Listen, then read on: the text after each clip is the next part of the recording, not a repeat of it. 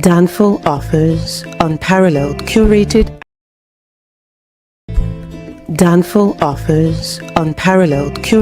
and bespoke tours across Africa for travelers seeking genuine cultural experiences, enriched with magnificent sights, sounds, and flavors. Danful offers unparalleled curated and bespoke tours. Danful offers unparalleled curated and bespoke tours across Africa for travelers seeking genuine cultural experiences, enriched with magnificent sights, sounds, and flavors found on the continent. Each trip is reliably curated to ensure visitors are gifted with an immersive and authentic adventure. Whether you find yourself strolling along the charming white sand beaches of Sierra Leone, feasting on the mouth-watering delicious foods in Senegal, observing or partaking in various aspects of the Isheshe traditional system Ifa native to Yoruba land, Nigeria, with Danful, you will rediscover a fulfilling sense of kinship to the true heart of the motherland, her communities. Our core values focus on integrity, quality, safety, and sustainability. We are uniquely committed to assisting with the advancement of African infrastructure and promoting African businesses, so both travelers and the communities they visit receive beneficial exchanges. At Danful, we understand the importance of connectivity, and we have created a model which provides bespoke experiences based on your passions or hobbies. With us, expect a long-lasting spiritual bond between you and your destinations. Live, love, Danful, Africa. To learn more, visit danful.africa.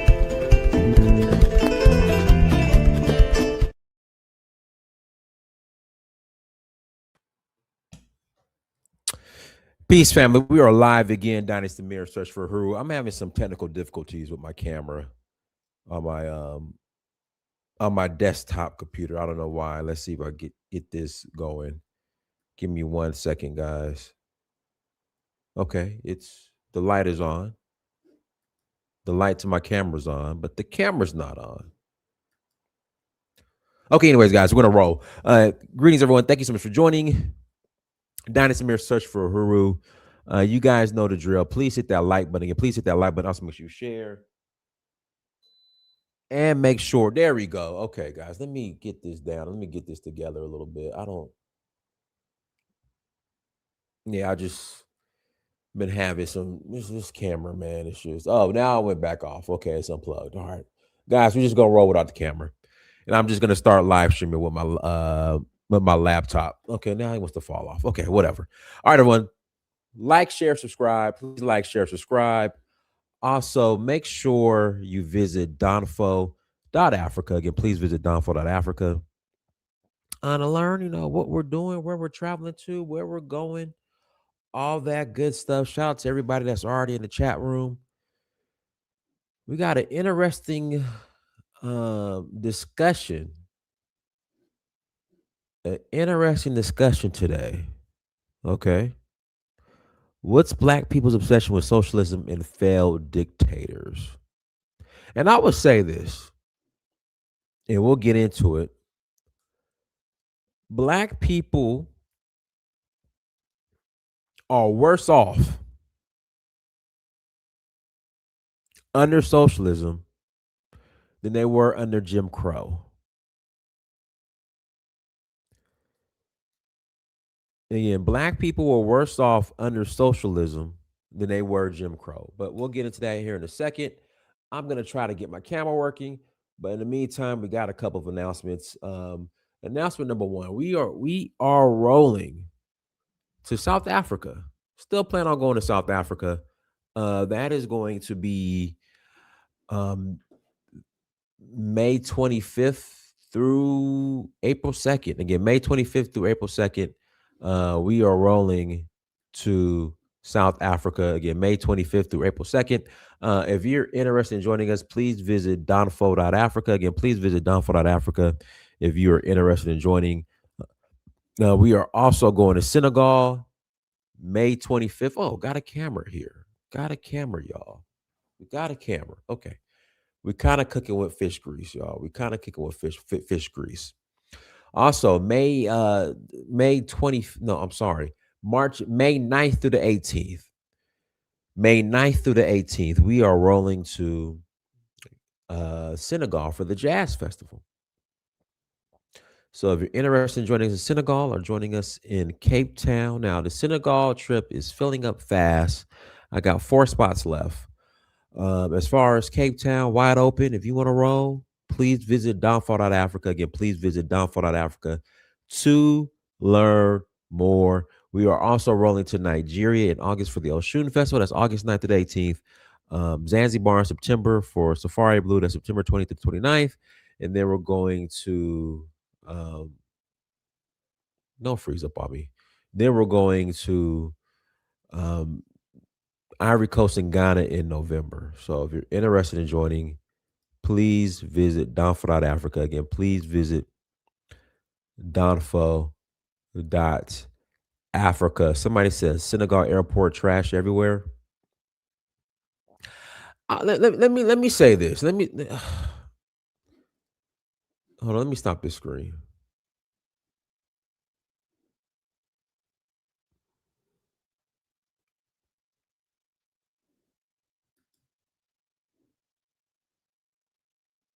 All right, let me stop the screen. There we go. Um, this is the issue when it comes to Africa and its airports and Africa and its facilities. They just Yeah, I'm at the I'm yo, we're gonna have to restart this over. I'm at to switch to my laptop. I can't do this. I gotta switch to my laptop. This just keeps freezing up on me. In fact, I'm just gonna cut my camera off. I'm gonna cut my camera off, y'all. Yeah, I'm just gonna go back to my laptop next time. Somebody said went to Senegal airport, trash everywhere. That's not necessarily true. I fly in and out of Senegal. But I would definitely say this. There's definitely an issue when it comes to properly maintaining um, facilities in Africa. I don't know if it's lack of training. And I'll say this: I'm not, I will lie to say, I would be a liar to say that my house is clean, super clean, where you could eat off the floor. I would be lying if I were to say that. Again, I would be lying if I were to say that. But for example, the Senegalese airport. Senegal airport is relatively new. I want to say it opened in 2018, maybe 2017. And you go into the bathrooms, soap dispensers aren't working. There's no dispensers; they're all broken. So all the branded dispensers are broken, and they don't replace them. There's no soap. Instead of proper paper towels, so guys, these are little pet peeves, but hey, again, the airport is your first interaction when you arrive into a country, so that airport needs to be on point. You go into the bathroom, guys. Senegal is Islamic country, so when you have our Muslim brothers and sisters, or Muslim brothers in this case, when they're praying, sometimes you'll go into the bathroom and they got their big feet in the sink, washing their feet, getting ready for prayer.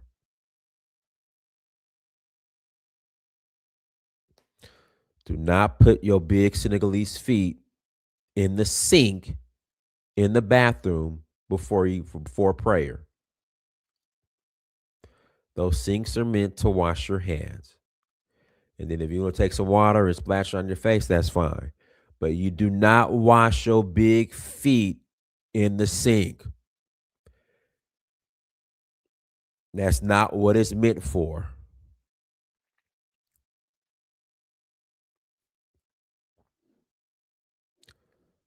So that was one of my pet peeves. I'm very patient.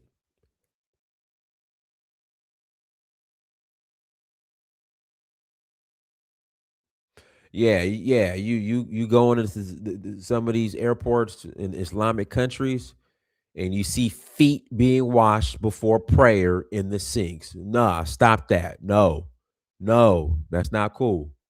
Stop that. Stop it.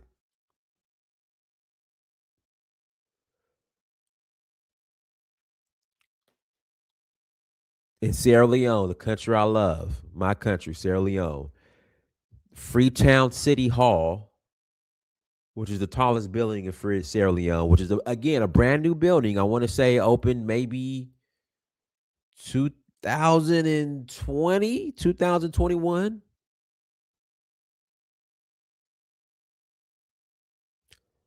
Brand new building, beautiful building. I went in there, during our last trip a couple of weeks ago in Sierra Leone. I go into the bathrooms. All of the toilet seat covers are completely gone. No more toilet seat covers. They're all gone.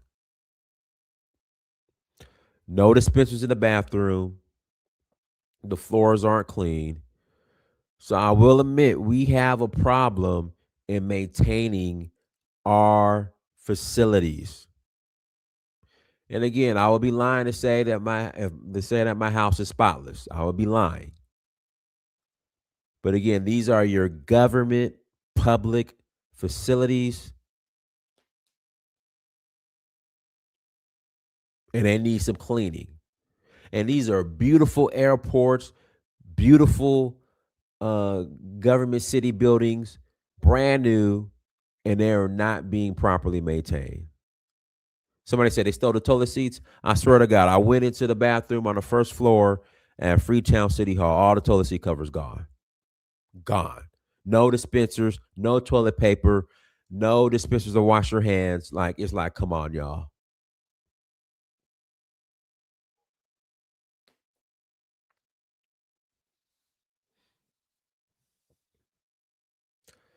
So, you use the bathroom, you got to wash your hands. Ain't no soap. So I had to go upstairs to the floor where you access the rooftop. I had to go to that bathroom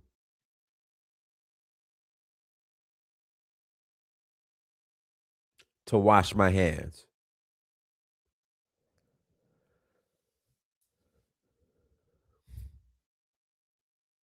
But like I said, dispenser's gone, toilet seat covers gone, floor's not properly cleaned. I don't know what it is in just maintaining facilities, like having facility services on site, having SOP standard operating procedures on how to properly clean, just having a mop, clean bucket water, and some pine sol.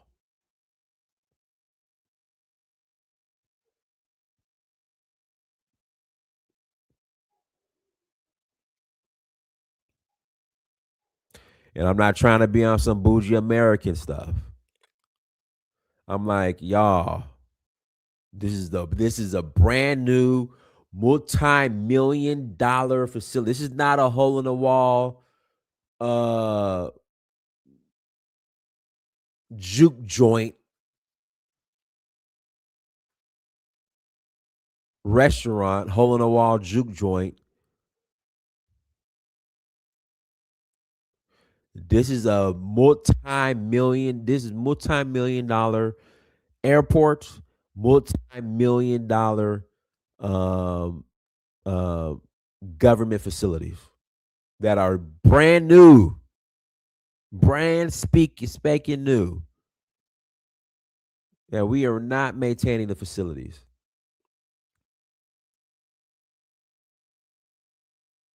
at all. But guys, hit the like button. Please hit that like button. Also, make sure you visit Africa. Guys, I want to apologize about the lag. Like, I have this iMac, and it's just I need some work on it. It's just the iMac is lagging. I don't know if I have some type of bug on it, but they say Macs can't get viruses. I don't know what's going on, but I want to use it, but it's just I don't know. It's just a lot of lag with it, a lot of lag, and it freezes up. I want to put it to use. I probably just put it in my son's room and let him use it. We got to do his homework project or something. That's probably what I'm going to end up doing. But I'll put a link in the chat room shortly. Tonight's topic: what's Black people's obsession with socialism and failed dictators? And I want to address some of the comments in the chat room. Capitalism does not work collectively for Black folks. How has socialism? Give me the examples of socialism working for the collective of Black folks.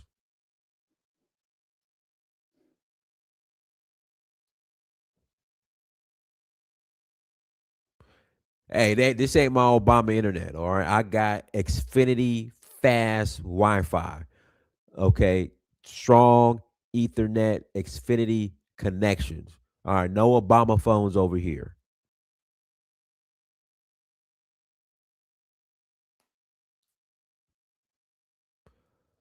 I have seen capitalism put more,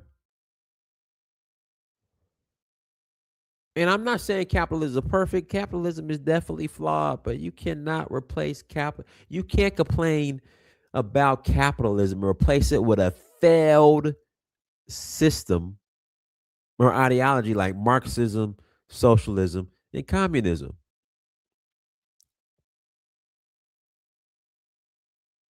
These have all failed.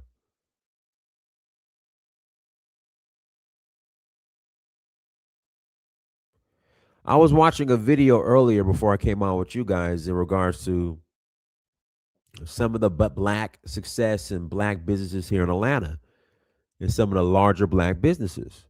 And you have a Herman J. Russell. Herman J. Russell built Atlanta or played a major role in building Atlanta.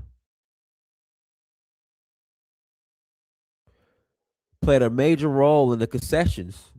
And I tell people this: Atlanta's airport is the best airport in the world. We can argue all you want to. Atlanta airport is the best airport in the world. Period, bar none. From food selection to everything. And when I say all of the concessions companies in Atlanta are all blackity black black black, and they be throwing down, I love Atlanta airport. But I was thinking to myself, give me an H.R. Russell under socialism.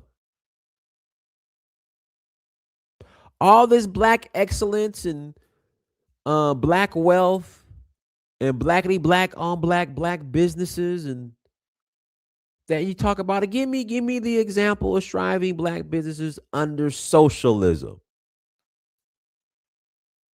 Oh wait,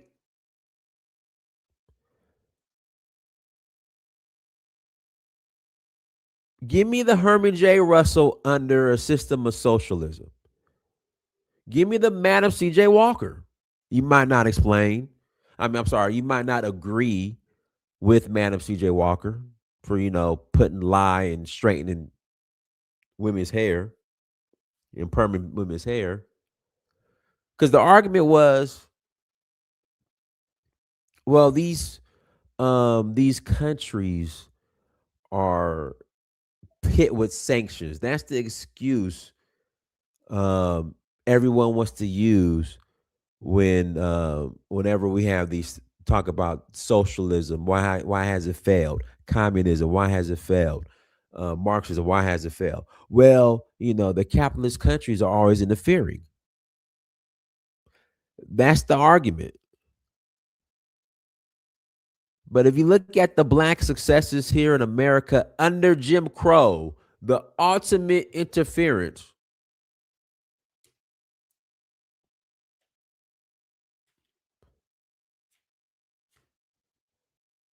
when we were here at the belly of the beast,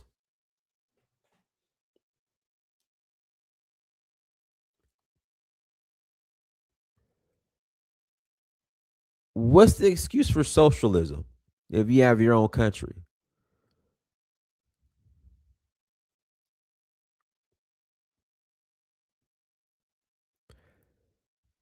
And don't get me started on the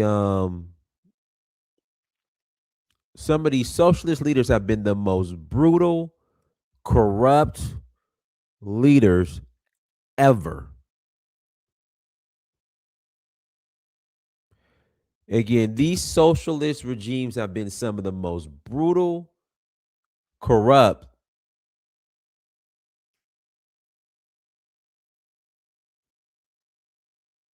leaders ever. We can start with Maduro. We can start with your boy in North Korea.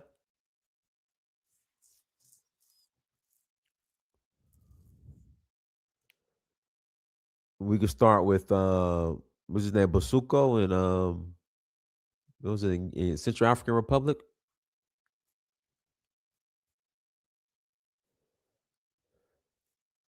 These socialist, communist, Marxism countries and these Latin American, African countries have been some of the most terrible, brutal, thieving,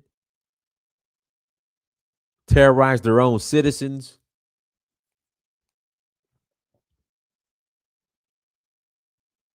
countries on the planet. Name one socialist leader worse than any American leader. Maduro. Maduro.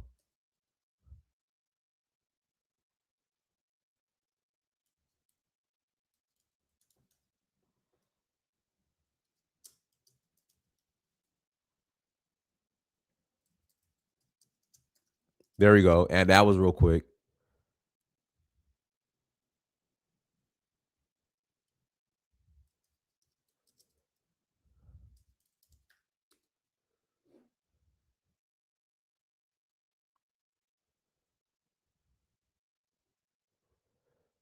Sekou Toure. That's another one.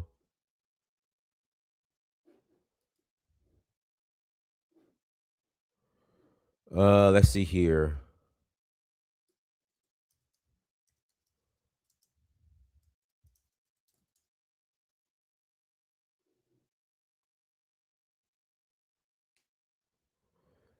Who else? Who else? Let's find some more. Just about every leader in Central America that was a socialist. Your boy Noriega.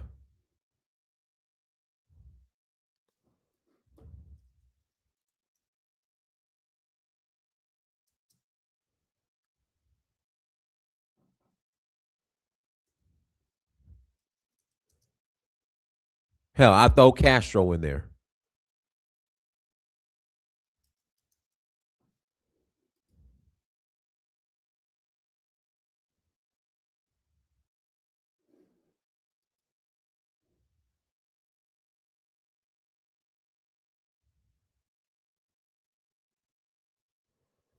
Well, Noriega wasn't a communist, but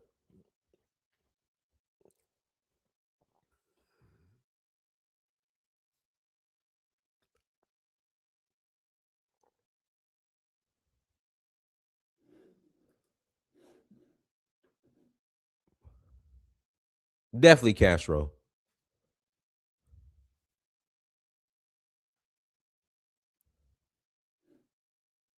Yeah, my not Noriega. Hell, isn't it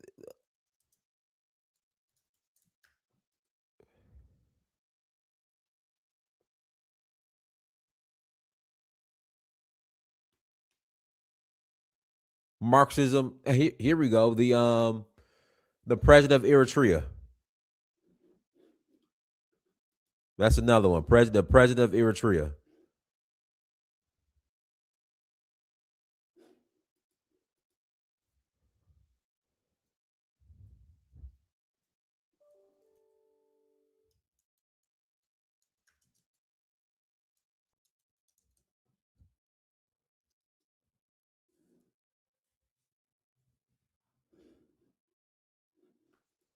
I'll put a link in the chat room.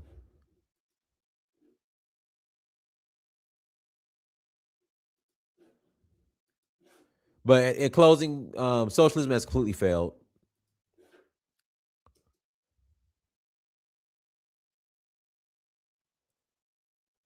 About black people in Cuba are some of the poorest people on the planet. They're at the bottom. Stop it.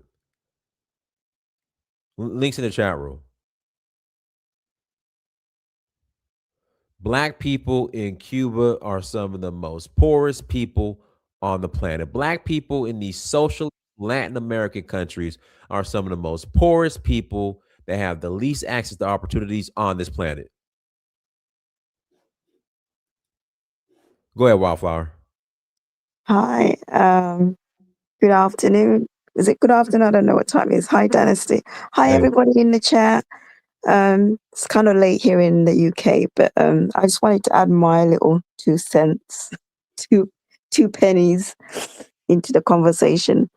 Um, I find it really interesting that because the propaganda at the moment is, it has been for the longest time that capitalism is the best way to run societies. But I would like to remind people that capitalism was started from in its inception is drenched in blood of my people, blood of African people. So it was drenched in blood in its inception, which is the exploitation of black and brown lands and also black and brown bodies. And it's the accumulation of wealth by a few on top. And at the bottom, we're like little rats at the bottom trying to get a little bit of scraps by the ruling elite. You know, so when we get a little bit of the scraps, we consider ourselves being successful when actually we're living in a system that is very exploitative. You cannot convince me that socialism has failed when it hasn't ever been properly given a chance.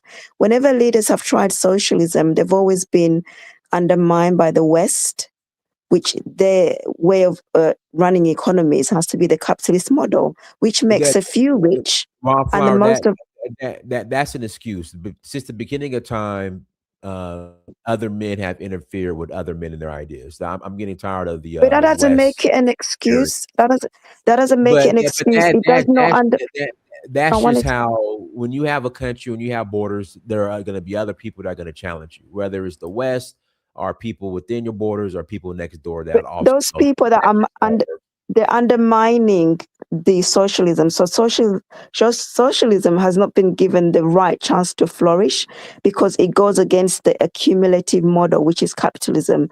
A lot of countries in Africa are capitalist, and we still haven't managed because we're not very good at capitalism because by nature we're socialist. That's why we have philosophies like Ubuntu, which is about collective growth, everybody chipping in to lift each other. This individualism that is built into European culture works really well if you want to be a capitalist. It's competition, dog eat dog. That is a European culture. We are a collectivist people as Africans by nature. This is why even when we try capitalism, we end up giving things away for free because it's not in our nature to be competitive. But the European man who came from the caves of Europe that is so cold, he had to kill another man to eat. We've never had to do that. So now they're putting their system, their culture, running things, which is capitalism, to us, which is not normal for us. And here in London, here in Europe, a lot of the things that we have as social welfare came from socialism, came from people pushing, say, we're not going to have the landlords treating regular people like this. We're not going to have people having no rights, no healthcare, no free healthcare. In Europe, most of the benefits that people enjoy, that they scuffle and laugh at Americans that don't, because America is very capitalist, we got that through socialism, through social policies that were pushed saying we need collective bargaining. So when people say, look at Scandinavian countries, they found a way where they want to mix socialism with capitalism. And they're the happiest countries in the world. You know why? Because they lean more on socialism than capitalism. Look at the UK. It wants to be more capitalist and more people are depressed, more people are poor, but yet we have billionaires. How does that help us? Anyway, someone. All right, go ahead, to Nigel.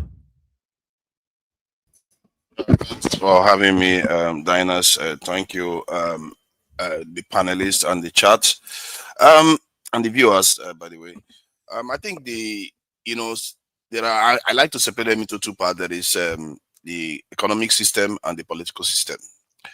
In the democratic world, their economic system is actually not very representative of the people, because it tends to be top leaning and top heavy.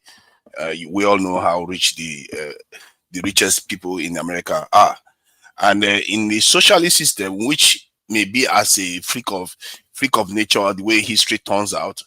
In the political system, it's not very representative of the people, because they tend to become more dictatorial in the socialist systems. But the economic system is actually quite representative of the people, because most of the people have access to resources within the system. And the reason why Africans felt a little bit more, what they call it, it was more attractive to them, because it was the other system that wasn't the one oppressing them. It doesn't necessarily mean it's the best one for them. You see what I mean? So all systems, if you look at the world, all systems work. Even the communist system of China is working right now politically. And at the same time, the economic model of China is also capitalist. So you can see that different systems can work. It depends on the environment you learn how to operate in. And I think the Chinese mastered it somehow. They understood one of the most fundamental things about societies. They went for power first, then they embrace capitalist system, even if they are communist, which is crazy. And look at how far they've come. And it seems to, the two systems seems to have worked very, very well for them. So, but in Africa, we just embrace socialism blindly, just because it's a kind of opposite what the West represents. We don't look at it from the point of view that it's actually quite, given where Africa is right now, maybe capitalist system actually works quite well. Because if you look at what Dangote is doing in Nigeria, he's a capitalist, and because he has an interest in his company working, he's the first person to create a refinery that seems to be standing the test of time so far, while the government refineries are not working. You see what I mean? So the capitalist system has a way of overcoming the drawbacks of nationalized institutions. So all of them can work, and I really think Africans need to rethink their approach to socialism, because one, you are just antagonizing the West, which is the most powerful entity in the world. You don't want to antagonize them. Then you also, in terms of, because your system is already corrupt, it makes sense for individuals to control the means of production, because that individual has an interest in the company succeeding. And from what you can see on the continent right now, it seems to be working from the point of view, if you have billionaires in the country that have a lot of money, you say that system tends to work than when you make it a government system or something that is nationalized. The people run it down. That's what I've noticed. Thank you. All right, go ahead, Teddy. Yeah, okay. Wildflower pretty much said everything I was going to say. So I'd like to add that some other things to that. Does America have free healthcare? Cuba does. Does socialist system? Does Teddy? Cuba is turning into a failed state. Yeah, according to who? According to American standards? No, according to Cuban standards. According to American standards. If that was the case, no, there would be nobody in Cuba.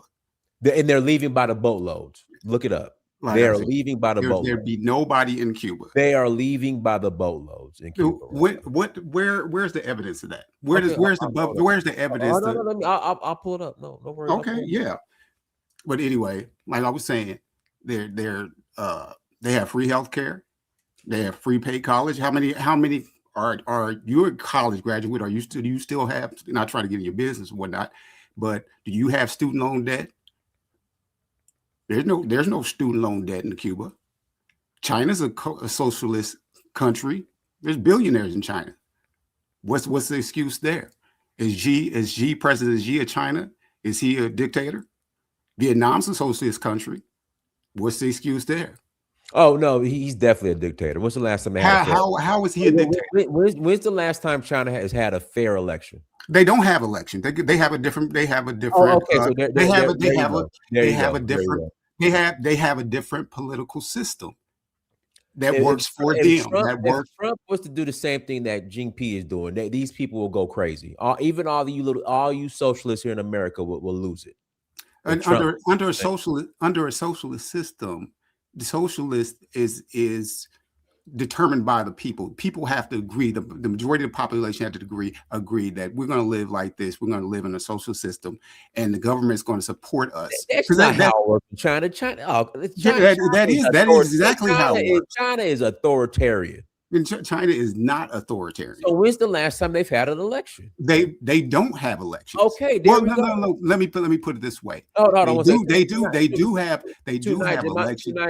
They have a one-party system. A one-party system that everybody agreed to. That's what they want to have. Everybody agreed. So you're telling me the 1.4 billion plus have agreed to a one-party system? Yeah, they agreed to that. Lord. The 1.4 billion people that live in China, or 1.4 billion more or less that live in China, agreed to that. If not, one-party system. Yeah, agreed to a one-party system. Yes, during the Chinese Revolution, they agreed they're going to have a one-party system. And again, they do have elections. You're going to call why did the opposition to Jinping? Why did they disappear? The opposition to Jinping, they don't have any opposition. There's only one party. There's no opposition. We don't have any opposition. They don't have an opposition party, if that's what you're referring to. You do have people that don't like the party in power. Yeah, you do have that. Okay, here we go. Cuba empties exit of more than 1 million people leaves an aging population. Severe economic crisis and represent. I'll put the article in the chat room. Yeah, go ahead and put it in and make a note of the date on that too. It's August 1st, 2000. It's August 1st, 2025. Okay. Well, like I was saying, they have a one-party system which they agreed to, and people there are no homeless people in Cuba. There are no homeless people in China. There are no homeless people in Cuba. There are no homeless people. Teddy, stop. No, okay. Stop. Listen, Teddy, under a socialist system, France has a socialist system. France is socialist. And there are homeless people all over France. Yeah, and they have a social system based on capitalism, integrated with capitalism. That's the same thing China does. China does that. China has their political system is socialist. Their economic system is capitalist for the most part. It's capitalist. So you have a socialist type political system, a socialist political structure, and a capitalist, I want to call it capitalist, economic system. So Teddy, you're okay with a one-party system? I'm okay with people being taken care of. Regardless, multiple parties, one party. If one party system works, if socialism works, socialism works. Capitalism is exploitive. It's exploitive. Capitalism encourages individualism. It encourages individuals to be exploited. You can't tell me any of those people that you just named that live in Atlanta. You're saying there's no exploitation in China or in Cuba? I'm not saying that. I'm not saying that their system is not built on exploitation. Teddy, my Nike tennis shoes that were made in China, for some guys getting paid $1 a day. Who owns Nike? That's not exploitation. Wait a minute. Wait a minute. Is Nike an American company? Is Nike? That's not being created through exploitation. And who owns Nike? No, where's Nike headquartered? You said there's no exploitation in China. Not by the Chinese. Our goods that we use is not being these people are not being exploited. The company, again, answer the question: where is Nike headquartered? It's headquartered in America, but everything is made in China. And you just said everything is made in China, right? And who's doing the exploiting? So are you saying sweatshops are not? So you're saying Chinese sweatshops are not exploitation? Who's doing the exploiting? That's what I'm asking. That's what I'm saying. But are these American companies allowed to exploit Chinese labor? Who gives the green light on that? Who gives the green light on that? Why would they exploit them in the first place? Teddy, who gives the green light on Chinese workers in sweatshops being there's a whole documentary on this getting exploited in America in China. Who gives the green light on it? Who? What does that? What's the point of that?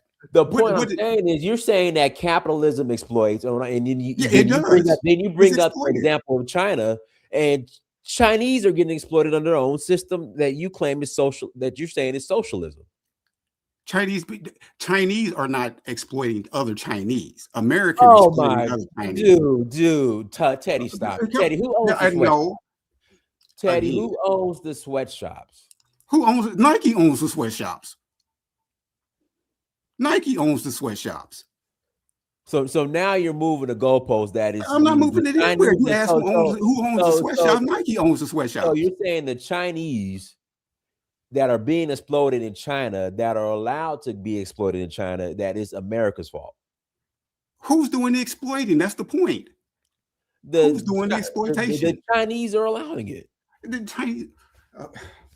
I think basically your argument is like you are trying to say that America is the one making China do it, but the Chinese people are actually accepting it as a way of gaining access to relevant technology and capital. That is why they are doing it. As a matter of fact, the leader said it doesn't matter where you get it from, as long as the stuff brings you what you want. That's what you need. And because if they relied only on communism, they will still be poor, because a lot of people died due to famine, due to their socialist program that they were running, communist program that they were running in the 50s and 60s. So they know that they need access to wealth in the end. In the end, you still need, because these systems, they are designed to a kind of for the betterment of the people, isn't it? So if capitalism is going to provide them that, they're going to do whatever the capitalists want. And if you look at the trade that they've made, it was a very, very smart one, because clearly, since 1970 to today, you can see the advancement China has made. So It is true, but you are shying away from admitting that based on that, the Chinese people knew they had to also exploit their own people. Chinese people exploited Chinese people. Let's face it, a lot of them are very, very rich. Alibaba guy is very, very rich. That's not as rich as most Chinese. And Chinese wages are supported by the socialist government.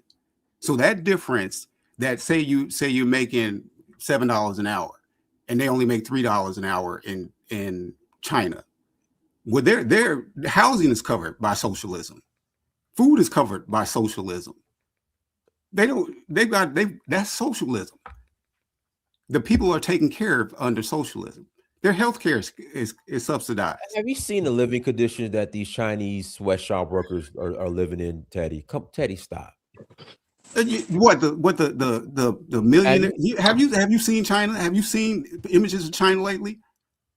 Have you seen the roads they're building? Teddy, that's an example of me going to Buckhead here in Atlanta and completely ignoring the poverty in some of the other parts of Atlanta. Come on, Teddy, stop moving. No, look it up. I'm gonna go to the richest communities in Atlanta and say, hey, everything's okay, no poverty here. Look over here. Again, that's like me going to Nigeria, going to Victoria Island, going to Banana Island, and say, hey, there's no poverty. There's no poverty in Nigeria. Look at Banana Island. Okay, so how do you explain the advancement of China over the last 30, 40 years, when they came out of complete poverty? They're not impoverished. They have a socialist system. They are not impoverished at all. There's poverty in Cuba. There's poverty in Venezuela. Hold on. This is not controversial. The Chinese people they went through hell to get to where they are right now. I remember seeing a documentary where they had this construction, these buildings, where between the buildings they had nets, because the workers jumped from the top floors and to commit suicide. So they put the net to catch them. That is how bad the working conditions were for those workers in China. I remember seeing that documentary about 10 years ago. So they went through hell, working in sweatshops and working for minimal pay and in hazardous conditions. This is a fact of life. I don't know why you are defending it. Just because you like the fact that the communist regime performed very well, it doesn't mean those things didn't happen. That's what the kind of Diners is trying to highlight. Okay, but I'm also making a point that capitalism doesn't work for everybody. Yeah, I agree. I agree. But Teddy, give me the socialist examples of a Bob Johnson, a Rob Johnson. You can't. How you give a social example of capitalist? They're all capitalist. How do you do And that? that's what I'm saying. And that's the point I'm making. Nothing has came from, except for intellectuals. I'll give you that. Some intellectuals. Nothing has came from socialism as far as when it comes to the black community, except for intellectuals. I'll give you intellectuals. But as far as building, absolutely nothing. Okay. Well, like Wildflower said, she made one of the points that I was going to make was that black folks are social by nature. Capitalism has not worked for the collective of black. Keyword collective. Collective of black folks. Socialism has not either. Again, like one of her points was the point I was going to make. It hasn't had an opportunity to. That's when you got capitalism exploiting black folks. That's an excuse. That's an excuse. That's not an excuse. Black people are being exploited in socialist countries. That's an excuse. If you're getting capitalism by nature is exploitive, it just is. But to say that socialism and communism isn't is ridiculous.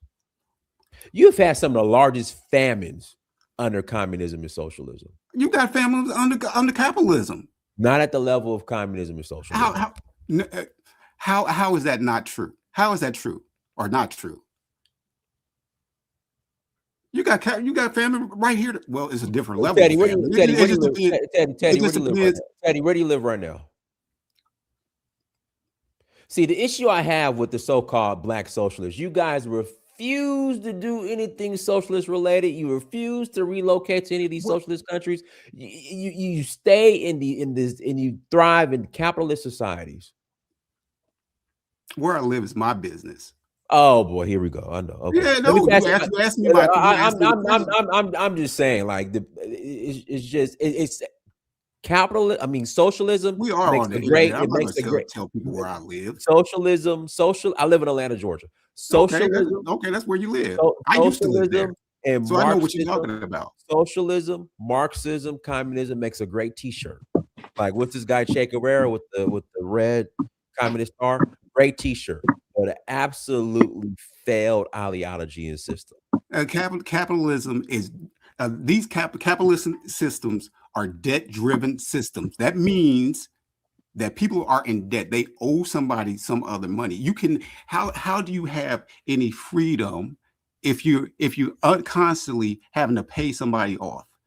You constantly don't really own anything.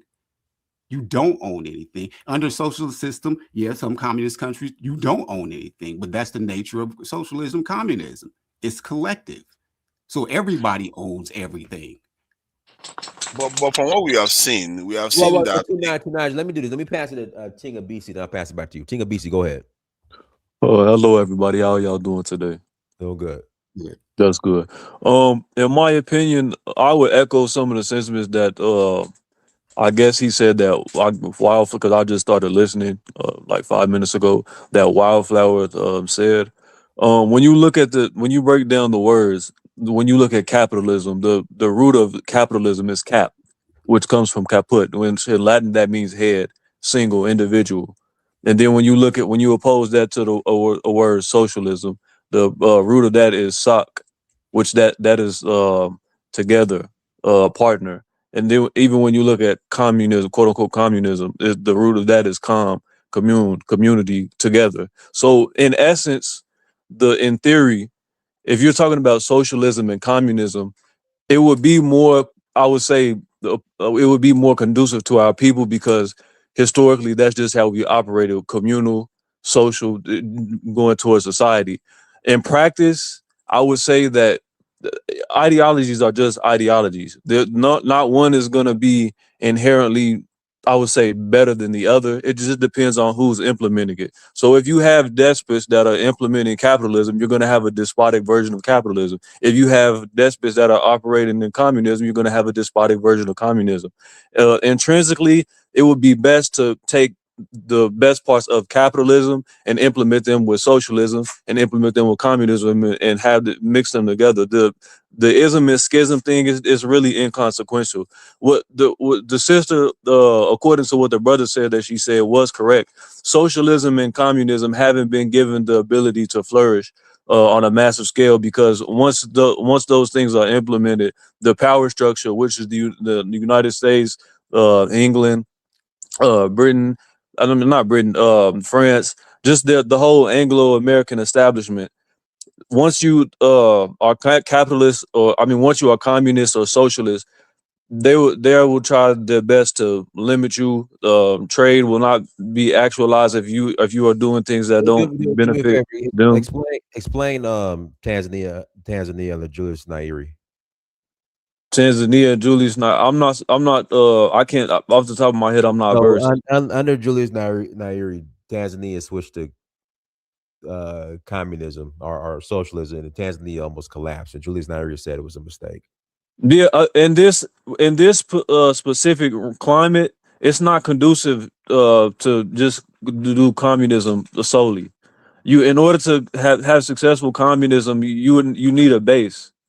So if you don't have the base of resources to actually sustain it and be self sufficient, which is extremely difficult, if you're not in a environment with other We nations that have are, it, are available to trade, and it's not coming from a capitalist mindset, then it's not going to work, because it's extremely hard to be self sufficient and you're not going to be cooperating with quote unquote capitalist nations.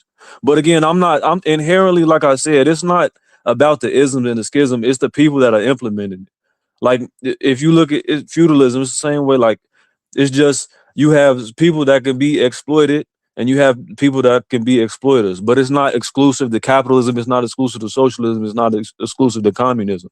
But in the to say that, like, when you give examples of countries that haven't been able to succeed in it, I mean, you're going to rarely find any country that's succeeding in capitalism as well, to a degree that the people that are on top are. Within this system, if you're not capitulating, there's a ceiling that you have, because if you don't have the military apparatus to actualize self-determination, you're going to be taken advantage of by the global powers in the world right now currently. And that's just is what it is, whether you're communist, socialist, capitalist, whether you practice feudalism. It's really inconsequential, and people get caught up in the ideology. I would say that capitalism in itself, it can be leaned towards being more. It creates a more individualistic society, which is not good. But I think there are good things within capitalism that can be adopted. But again, it's not like people get caught up in the ism and schism when the best, from what I've seen, the most because America's not laissez-faire But if I can capitalism. interject, see, this is the problem I have. I just think socialists are some of the laziest people ever. Like, these people refuse to implement their socialism.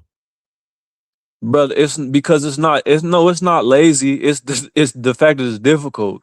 You're going to have to, in order for it to be successful, you're going to have to attain self-sufficiency. Right, and these people don't even try. No, I don't. I can't make that statement. They don't even try. Like, I can't say they don't try it, brother. It's extremely difficult to actualize it.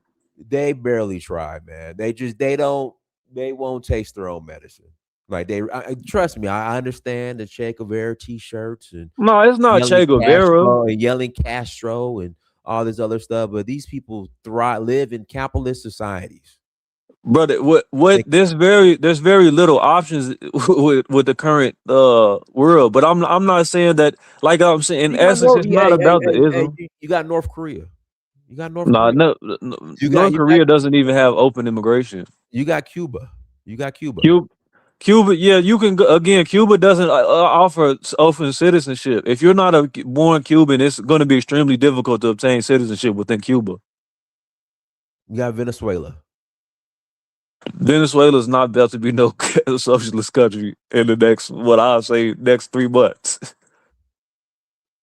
Like it's the conversation is disingenuous because, again, like when you look at the way that the capitalist powers operate, which again I'm not even trying to get into the ism and schism, but they make it extremely difficult to survive being quote unquote socialist. And if you don't have I would say a commune of countries that you can actually exchange trade with that aren't acting in capitalist means, it's going to be hard to implement. And that's why whenever they bring up the embargo excuse, like there are other countries that are willing to trade with you.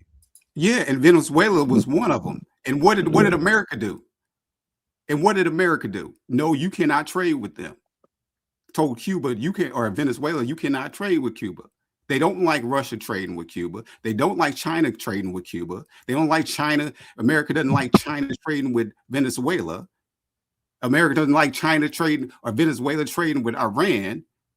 So what do they do? What does that say about these other? So basically, what you're saying is socialist sounds great on a T-shirt, but they can't develop any type of infrastructures or systems to defend themselves. If the capitalists that are exploiting them don't want them to develop, yes, because capitalism by nature is exploitive. Brother, this same argument could be made for quote unquote Pan-Africanism. And it's the argument that I hear these crackpot foundational, whatever they call themselves, arguments make. They say Pan-Africanism hasn't been successful. Name one successful Pan-Africanist country as if it's been available to operate in a vacuum and without being impeded. So they make these same statements. I think one of the issue I have with many of our people that embrace socialism is because they somehow assume the black culture on the continent or somehow even in the diaspora is socialist. I think the main reason why they embrace socialist ideals is because it was against their oppressor. That's basically it. And to be fair, most of the nations that emerged from the control of the Western powers, like if you look at Russia, this in China, Vietnam, all those countries, they embrace kind of socialist values at first. Even India embraced socialist values before they transition back to a capitalist system. I don't believe that African culture is necessarily socialist, because if you look at the way we play around and like to show off our wealth to each other, we are very, very like top down, and we are the kind of people that sold people, human beings even. So we are not exactly very naive in terms of, we just didn't have power. That's all. And all systems, by the way, gets corrupted by the elites. I can tell you right now, Mansa Musa was not a socialist. Exactly. That man so I don't know where they got the idea that we are socialists. That man was a free market capitalist. That is my point. So hold on. See, my point is that if you look at the environment, our countries have already started, aligning with the West by and large. They tend to follow Western this thing lead. So why still keep embracing socialist value that is not enhancing your system? Because from what I can see, even Western powers, when they were rising, they had mega corporations like the Dutch East Indian Company that was larger than nations. They had, and it's almost as if it's the nature of capitalist system for individuals or corporate consultants, or a group of people to own large institutions and use that to magnify the power of their nations. If you look at Google today, Google appears to be a corporation, but yet it's an American power tool at the same time.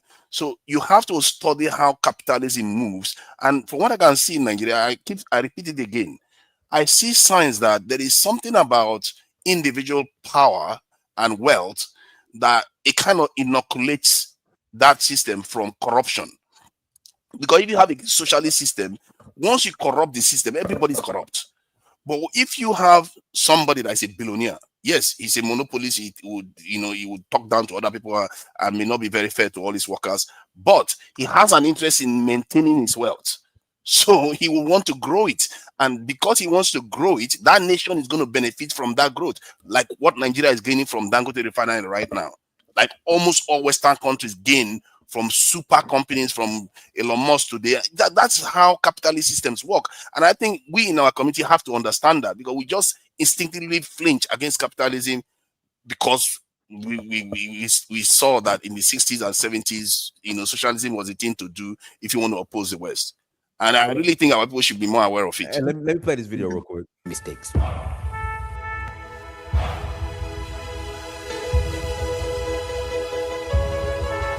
The rise and fall of Ujamaa, Why Tanzania's socialist dream failed.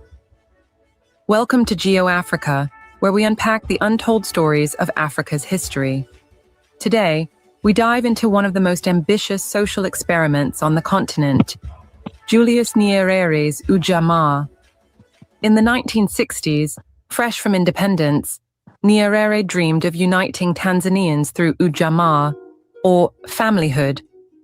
Inspired by African socialism, he aimed to create equality, self-reliance, and community-based development. On paper, it sounded like the perfect antidote to colonial capitalism. In reality, not so much. So, what went wrong? Let's break it down. 1. Forced villagization. To implement Ujamaa, Nyerere relocated millions of people into communal villages. The idea was to pool resources and work together. But many were forced to move against their will. People were uprooted from their ancestral lands, disrupting traditional ways of life. Imagine being told to leave your home and start farming in an unfamiliar area, with no guarantee of success. 2. Poor planning and implementation. Ujamaa villages were poorly planned. Infrastructure, resources, and farming tools were often lacking. Worse, the government overestimated the ability of these villages to produce enough food. The result, declining agricultural production and widespread hunger. 3rd, dependency on foreign aid. Ironically, a policy built on self-reliance became heavily dependent on foreign aid. As the economy weakened, Tanzania borrowed heavily from international donors. This undermined the very principles of Ujamaa and plunged the country into debt. 4th, resistance from the people. Tanzanians weren't on board with Ujamaa. Many resisted collectivization, viewing it as an attack on their independence. Farmers, in particular, preferred working on their own plots rather than communal farms where profits were shared equally, regardless of effort. 5th, global economic pressures. The 1970s brought oil shocks and global recessions. Tanzania's economy, already struggling under Ujamaa, couldn't withstand these pressures. Export revenues dropped, and essential goods became scarce, adding fuel to the fire. 6th, lack of incentives. Ujamaa discouraged individual enterprise. Farmers had no motivation to work harder since profits were communal. Without incentives for innovation or efficiency, productivity declined year after year. By the 1980s, Ujamaa had collapsed, leaving Tanzania's economy in shambles. But was it all bad? Not entirely. Ujamaa did promote national unity and pride, something rare in newly independent African states. Yet, its economic failures overshadowed these achievements. So, what do you think? Was Ujamaa doomed from the start, or could it have succeeded with better planning and execution?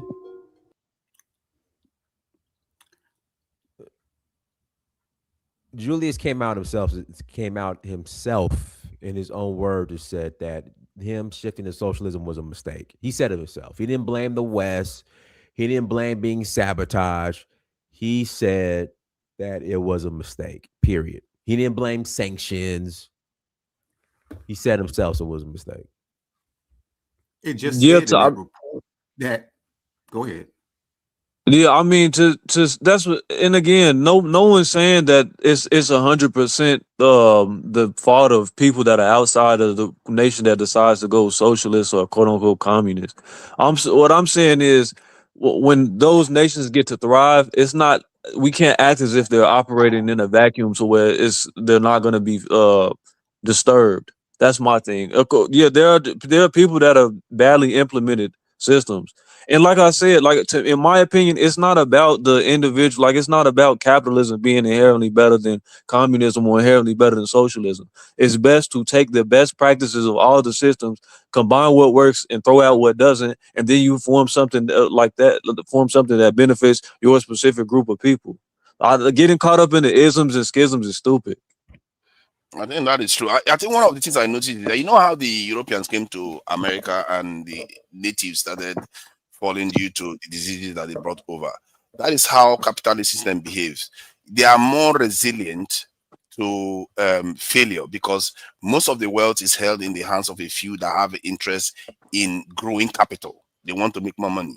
So even if the system is corrupt, we all know American system is corrupt, but these guys still want to make more money. So they want to innovate, they want to do things to make more money, and they are less susceptible to corrupt practices because if they are corrupt, their systems, their company will fail. So you see, that selfishness enables capitalism to succeed. And from my studies, from watching it, it's very fascinating because I never grew up noticing that. Nobody talks about how these large institutions, companies that are owned by people, actually are the backbone of the power of most capitalist states. That's even the Japanese this in the industrialization that led to the first and second world war that they engaged in. I found out that it was the capitalists within the system that funded the war machine. So when America defeated them, they made sure they cut them down because those capitalists they make nations very, very powerful. I really think our community, we need to pick up on that. Go ahead, Yeah. Wildflower. Can I just say something? A lot of people have spoken, and I felt I was being censored because I didn't, get an opportunity to say what I wanted to add. I hear a lot of examples being given about African countries trying socialism, because obviously socialism is going to get undermined by the capitalist West. They're in a dominant power because they have force to ensure that we do what they're saying. If it's not the capitalist West, it's going to be other socialist countries. That's just from the beginning of mankind. Men have challenged other men, period, point blank. That's why the hard stop. That's why it's the capitalists that are challenging us. You're going to get challenged, period. But the argument here is why is capitalism hasn't worked? And I'm saying that it has been undermined. Whenever you really want to have a proper system where workers own the companies, workers have rights. I can give an example. Here in the UK, we have the NHS, free healthcare. That means free healthcare was brought in under a socialist system after the Second World War. And I would never want to live in America where I will end up going broke, losing my home because I couldn't afford my medical bills. I can have my baby and it won't cost me a penny. Yeah. And the National Health Service that we have in this country, that is the pride of the UK, the pride of Britain, came about because of socialism. The welfare system that we enjoy in the UK, that America can only dream about, came about because of socialism. It was the socialists, the communists that were putting pressure on these ruling class that you can't treat people that way. Yeah, so many countries in Europe. And Wildflower, just like in Europe, here in America, people are completely exploiting and abusing the welfare system. Yeah, but you guys don't even have a welfare system to abuse because people end up dying on the street because they have no health care. Are you serious? It's called Medicaid. Europe has the best. Europe has the best. You're not gonna talk over me. I live in America. I'll give you an example. When I moved to LA back in 2008, in 2009, I was an aspiring actor. All right, literally, me and my acting buddies, we were like, listen, we ain't making no money. Hey, we can get food stamps. I literally walked into a county services office and walked out with a $250 food stamp card in freaking 10 minutes. But that is due to socialism because they had to put some welfare in place. If you want the world to be 100% capitalist, you're not going to talk over me. All right. But again, it's the system's exploited. My ass could have easily got a job. But you got the help that you needed. You're against people getting help when they need. You're not going to talk over me. All right. Like my ass could have easily got a job. Literally 2 months later, I walked back into the office and said, hey, you know what? I'm an able body. I don't need these services. I'm sorry. She said, okay, you know what? Diana, it's all good. There you go. Can I say something? I wanted to just make my final point. You're saying that you could have gotten a job because you was fully able. The reason why we have a welfare state in Europe that is the best in the world is because we believe that people need to take care of other people. We don't believe that it's like, oh, you're on your own, you get chapped on the street because you can stand up. No, we live in a caring society. The reason for socialism is to care for people. In the UK, you don't pay a penny to use our health service because we want to care for people. You're not Workers have holidays in Europe. I can have as many holidays as I want. Holidays in America. People don't have paid paternity leave. Everything, you have to get 3-5 jobs to survive in the USA. I will never want that for myself. What I'm saying is people in both countries abuse and exploit the system. There's even no system to exploit. Look at how much benefits you get in Scandinavian countries. Yeah, to Wildflower's point, welfare in America is not universal. Medicare, Medicaid is not universal. It's just not, it's not applicable to everybody. Everybody doesn't get it. When you in a socialist system where there's universal health care, like in Canada, that's universal. It's not universal. So how is it welfare?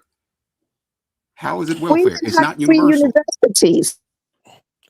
Let's establish something here. Hold on, Darth. It's not your turn. Let me pass it to it's Elvis, and I'll come to you. Go ahead, Elvis.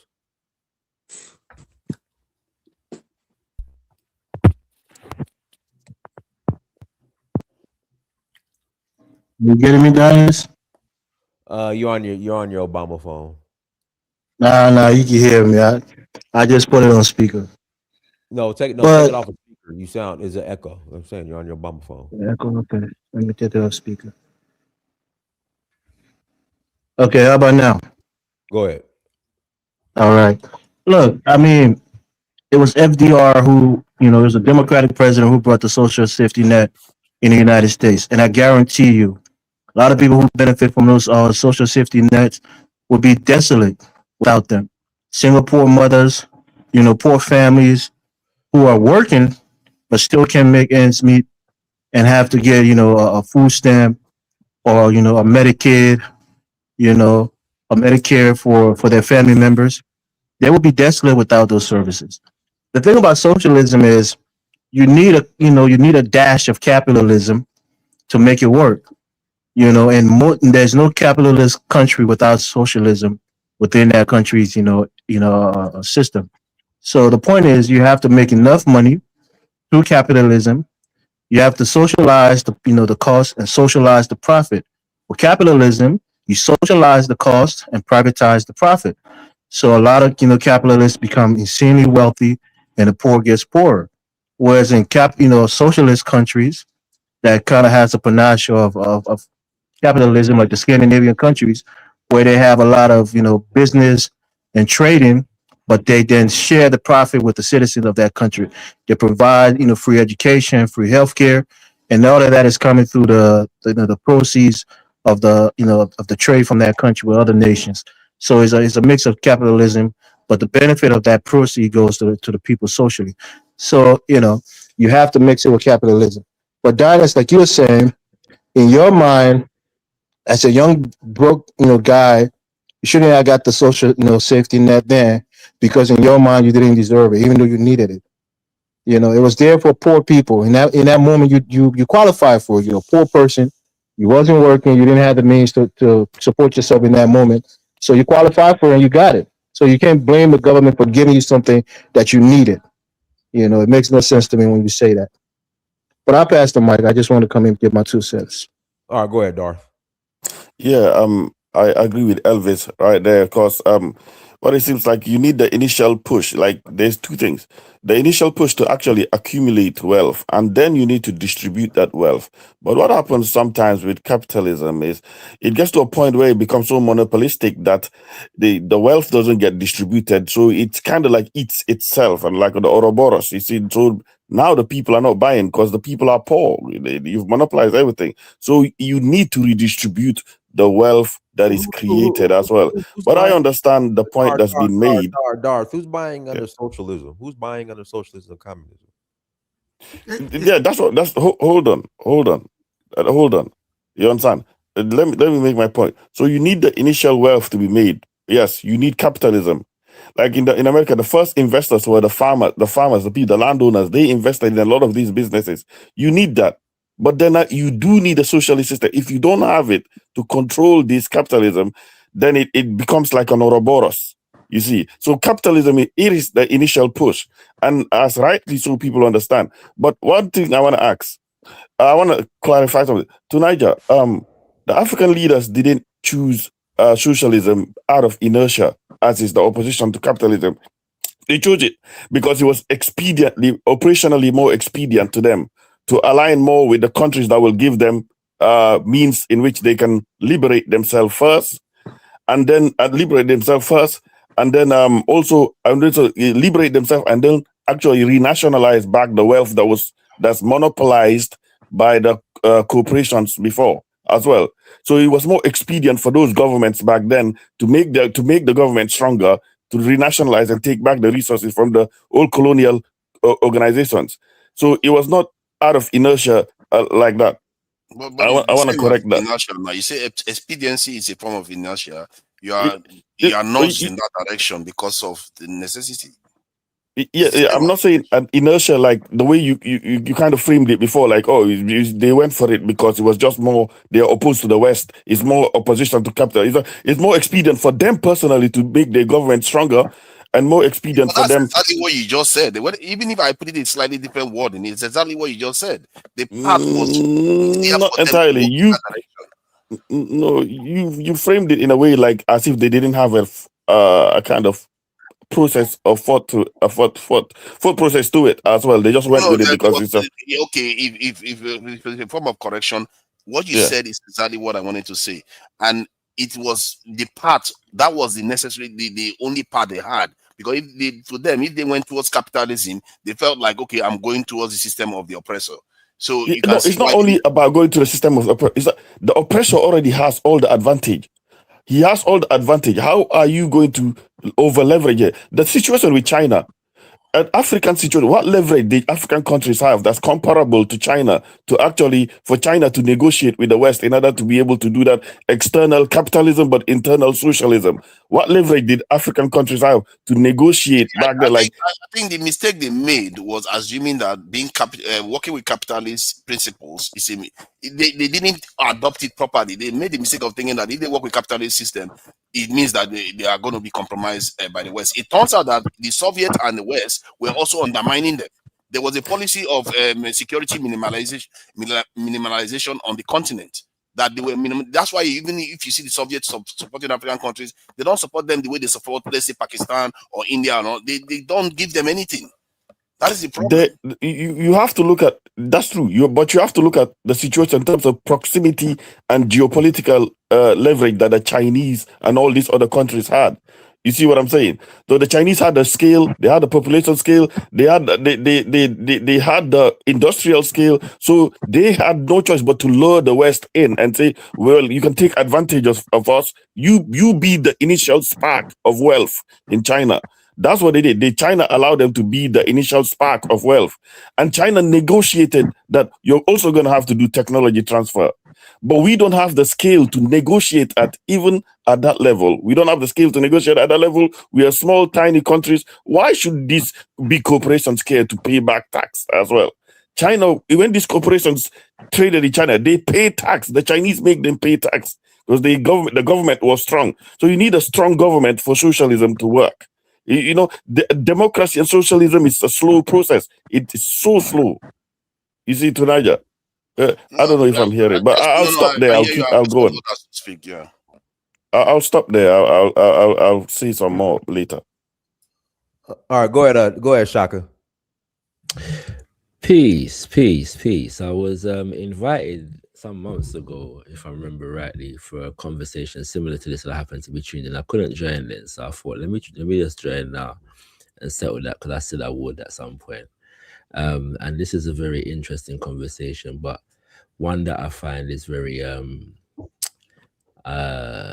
it's lacking in a lot of areas because of the level of analysis. That we make statements like Tanzania collapsed under their area because of socialism. The argument is not substantiated.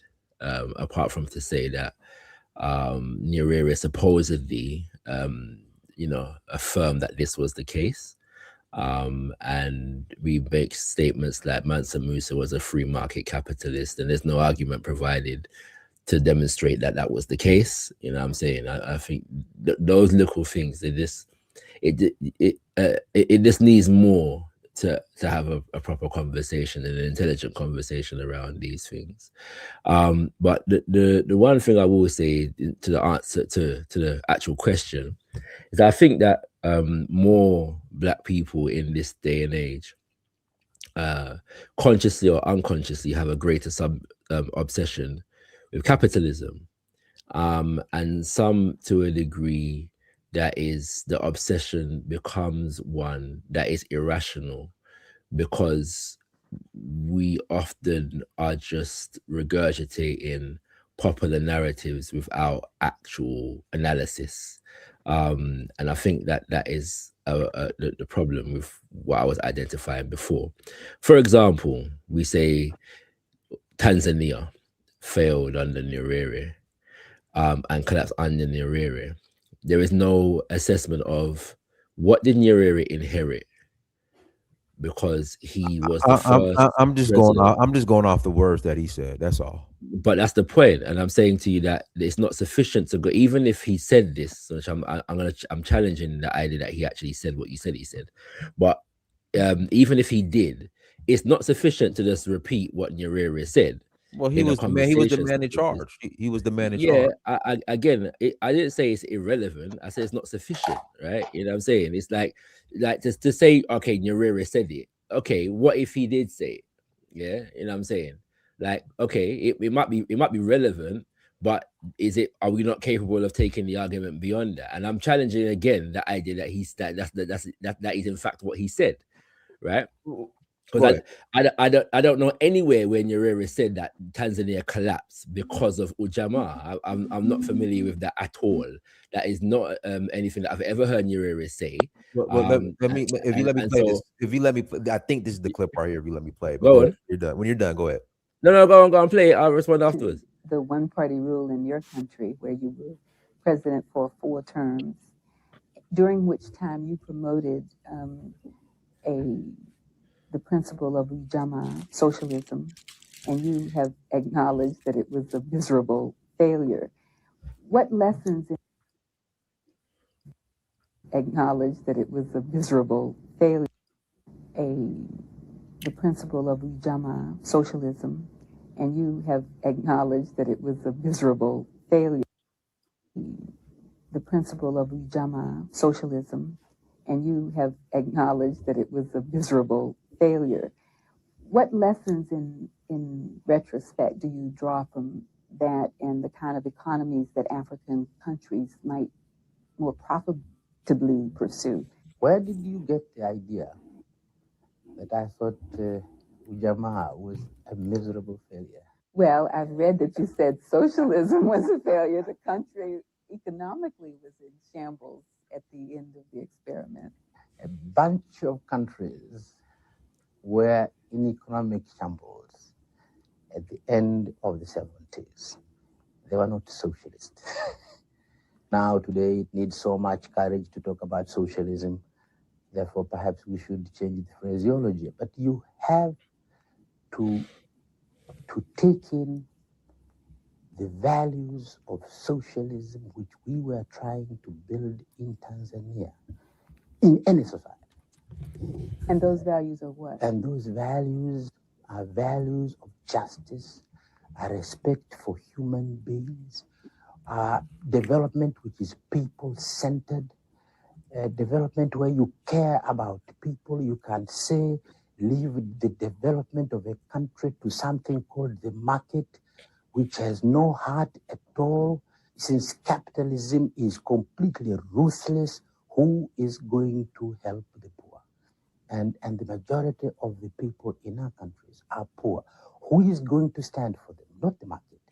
So I'm not regretting that I tried to build a country based on those principles. You will have to, whether you call them socialism or not. Do you realize that what gave capitalism a human face was the kind of values I was trying to sell in my country. So what's the answer? Because with all due respect, the economy of Tanzania did not thrive under the socialism that you practice.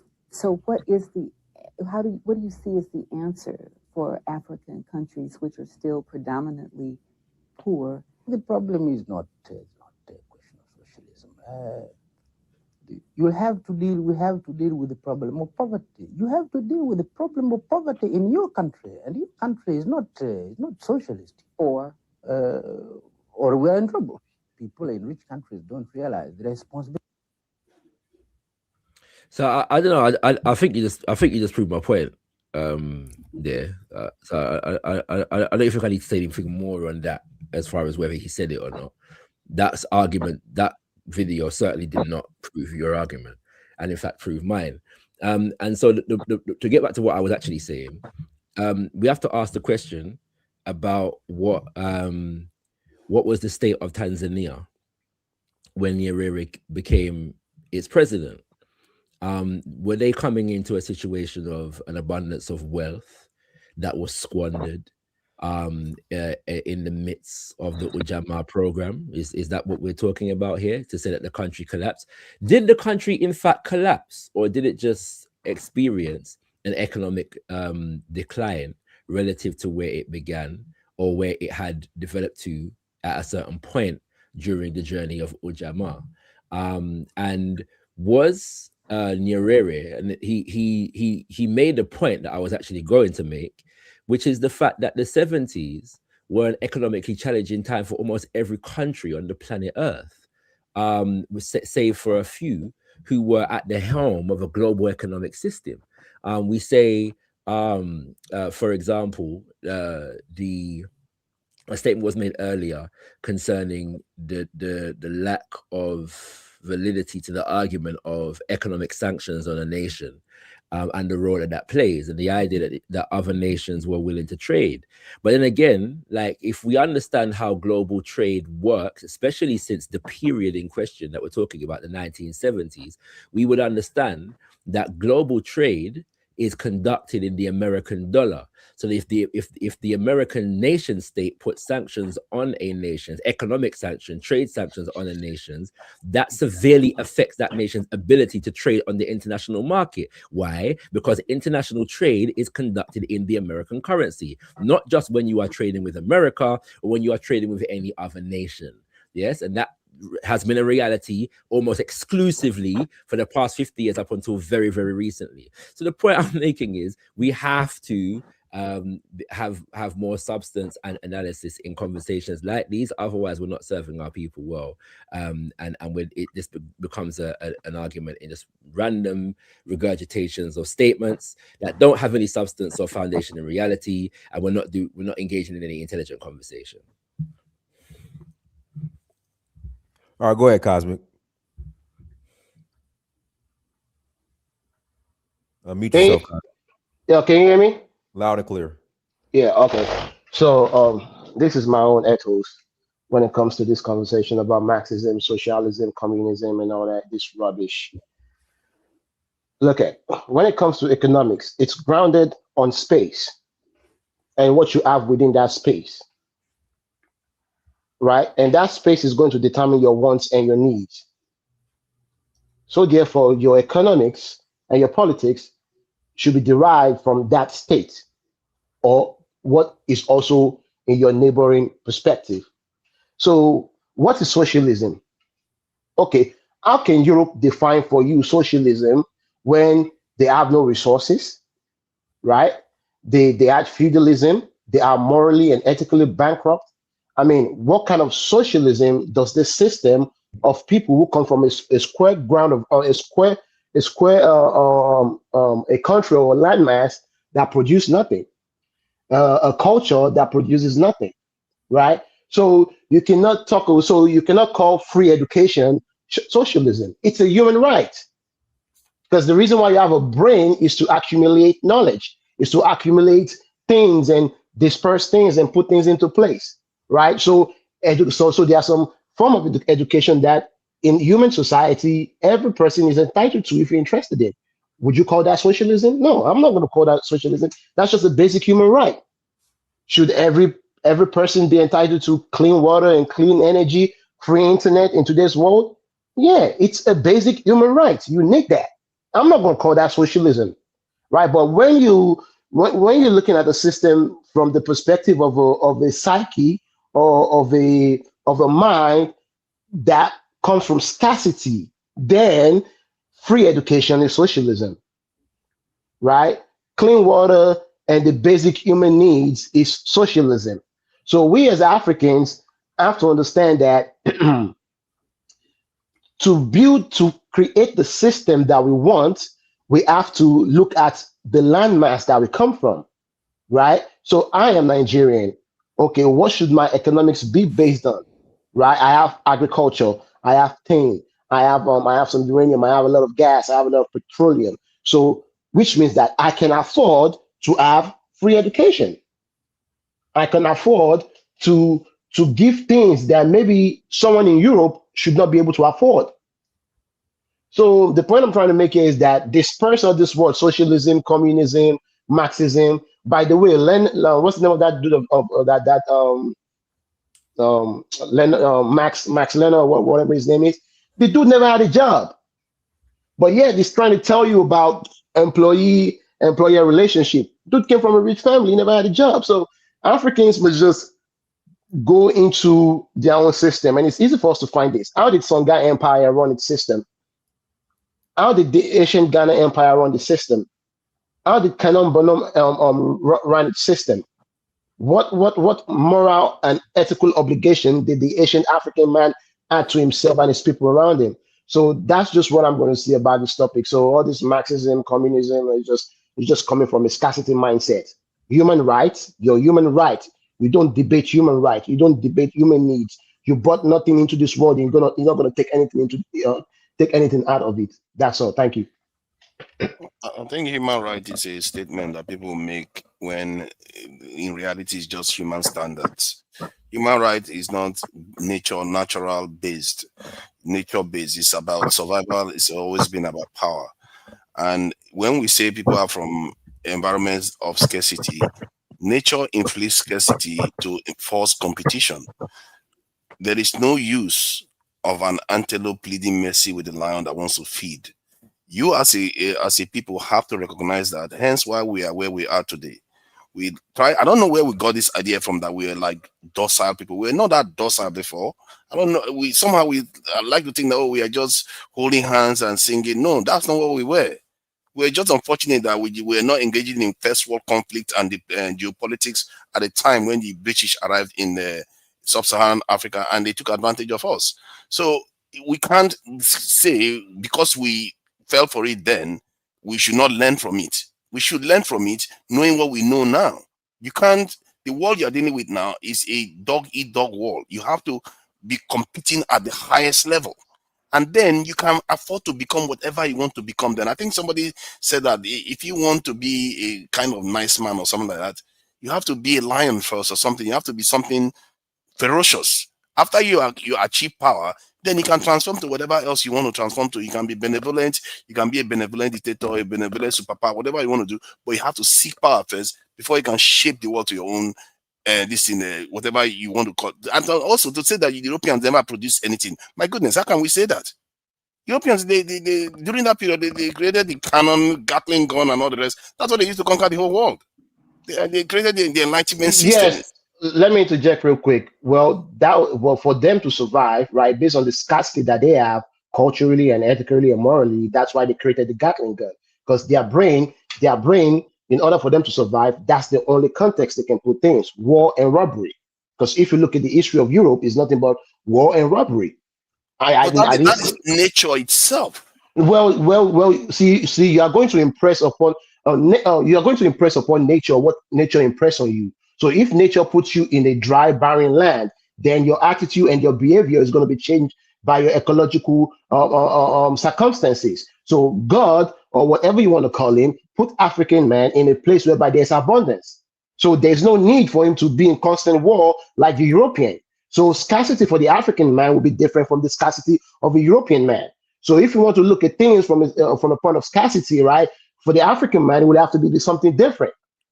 Yeah, but because God put you in a place of abundance, He didn't put Europeans in a place of abundance. In other words, you are the spoiled kid, and you refuse to learn that Exactly. other people have scarcity, and you Right. have to respond accordingly. Otherwise, they will Right. take everything you've got, like they've done. Right. Right. And I'm not going to disagree with that. And I guess that's where we're at right now.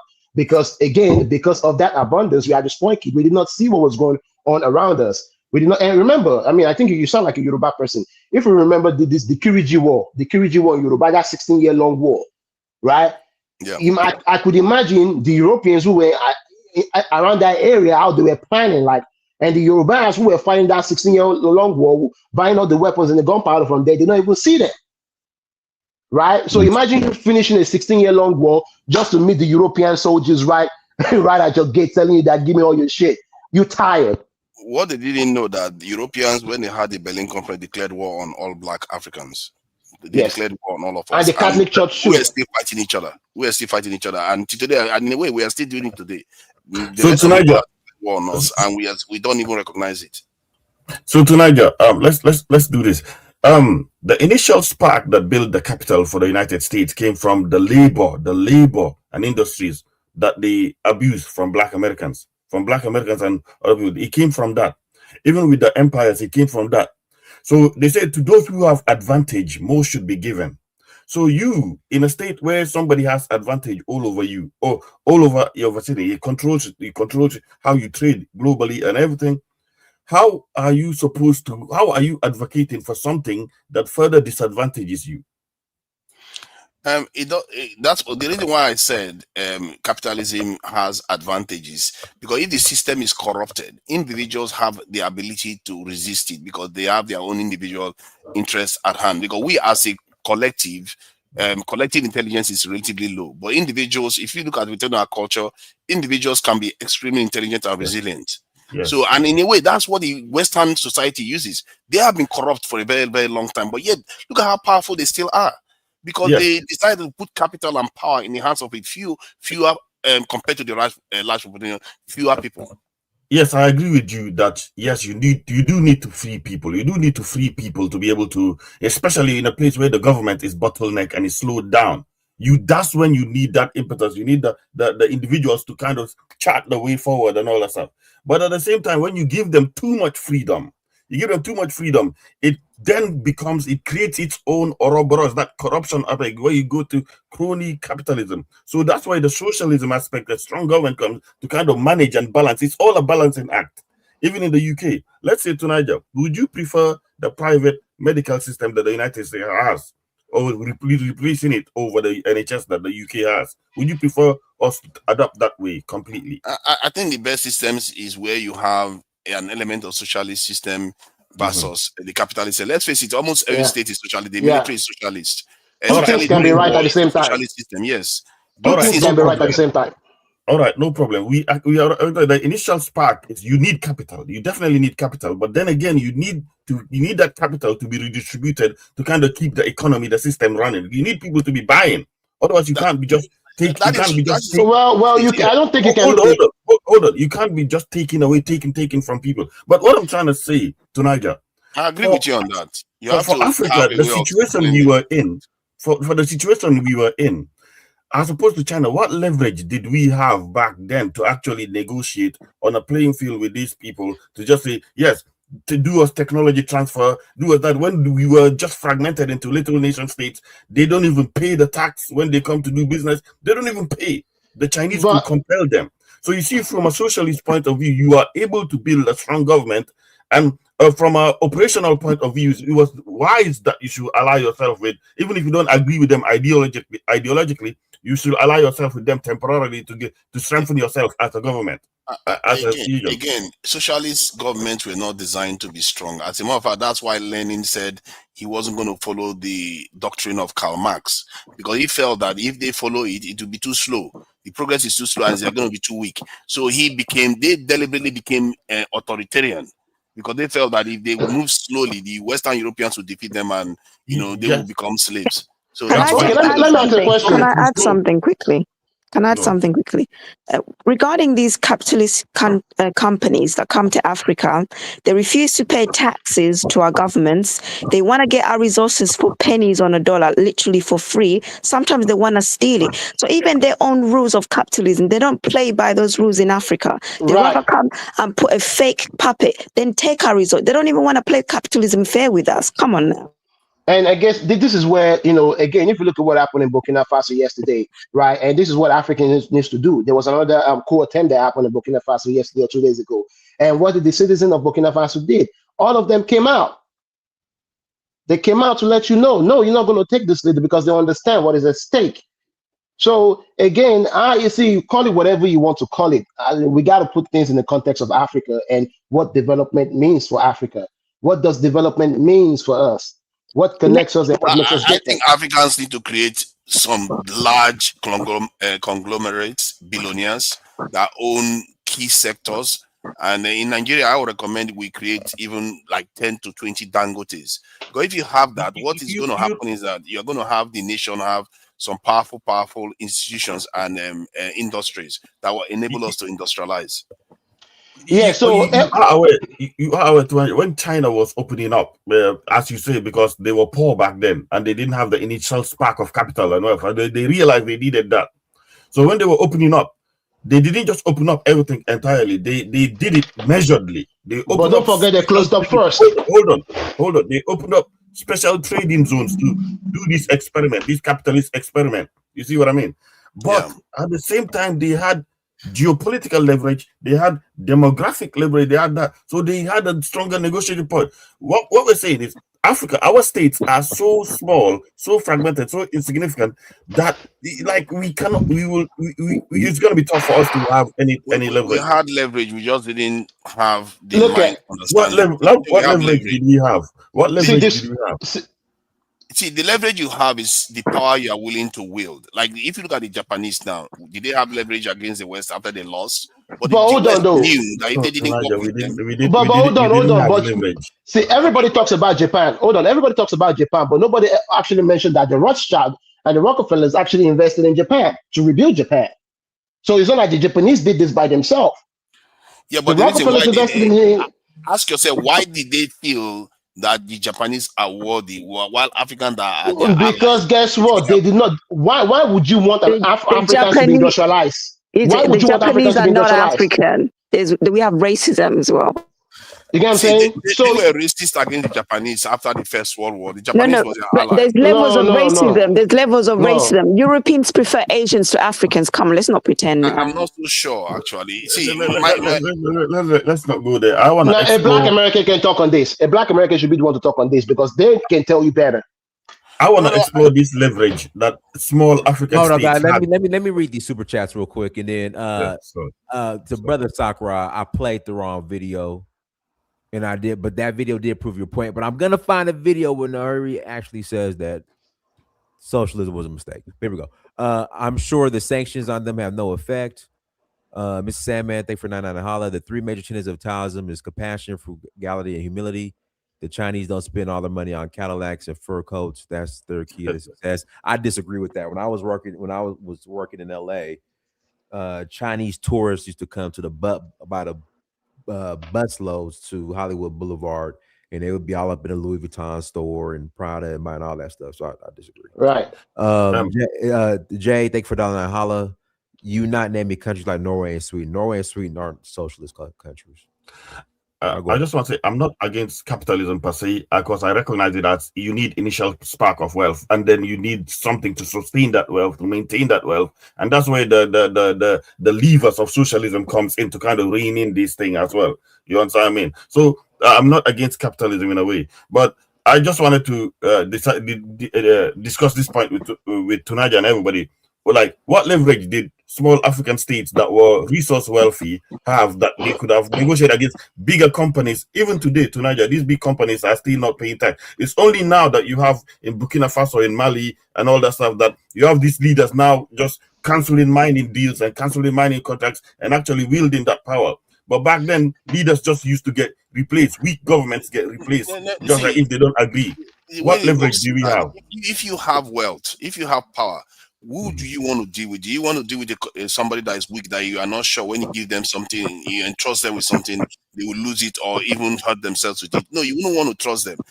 That's what African leaders and African countries were. We didn't have any way of expressing power. We couldn't anyway, because most of the people that were governing our country were collaborators. They were educated by the British. They didn't fight for anything. Anglicized. They were anglicized. Not just anglicized. They didn't have the capacity to leverage that, to look the Europeans in the face and say, "I'm equal to you," and because whatever, if you test me, you're going to find out.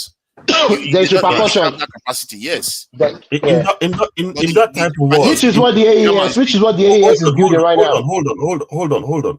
So Tunaja, in that type of war where you didn't have that leverage, that power, you didn't have that power to express your independence, your sovereignty. Why would you advocate for a system that says, okay, fine, we'll open up to this thing, but we don't have any power, but we'll open up ourselves to them as well? You're opening yourself to be raped completely. You're basically describing a fait accompli situation. No matter what we did then, because of the mindset of our people, we're not capable of competing. But while the Chinese, do you think that after the war, the Chinese immediately went nuclear? The Japanese, the Indians, they were all they're competing with the West. But doesn't that indicate strong government? Doesn't that indicate strong government? The Chinese have always been authoritarian. It indicates strong government. They've adopted communism. So you have to be strong internally. You have to be strong security-wise as well, in order for you to be able to deal with them and have leverage to negotiate with them, so that you can get some gains from dealing in this capitalism with them. How do you get strong? How do you get strong? And I think the Chinese by having a military that is able to take them on. AES, look at AES is already showing us the way. AES already gives us the solution, which is collaboration, military might, and take back all your natural resources. Look what Mali did to Barigo. Did China become militarily strong through capitalism? Was it capitalism that made them? They were communists when they went nuclear. Yeah, they were. So communists.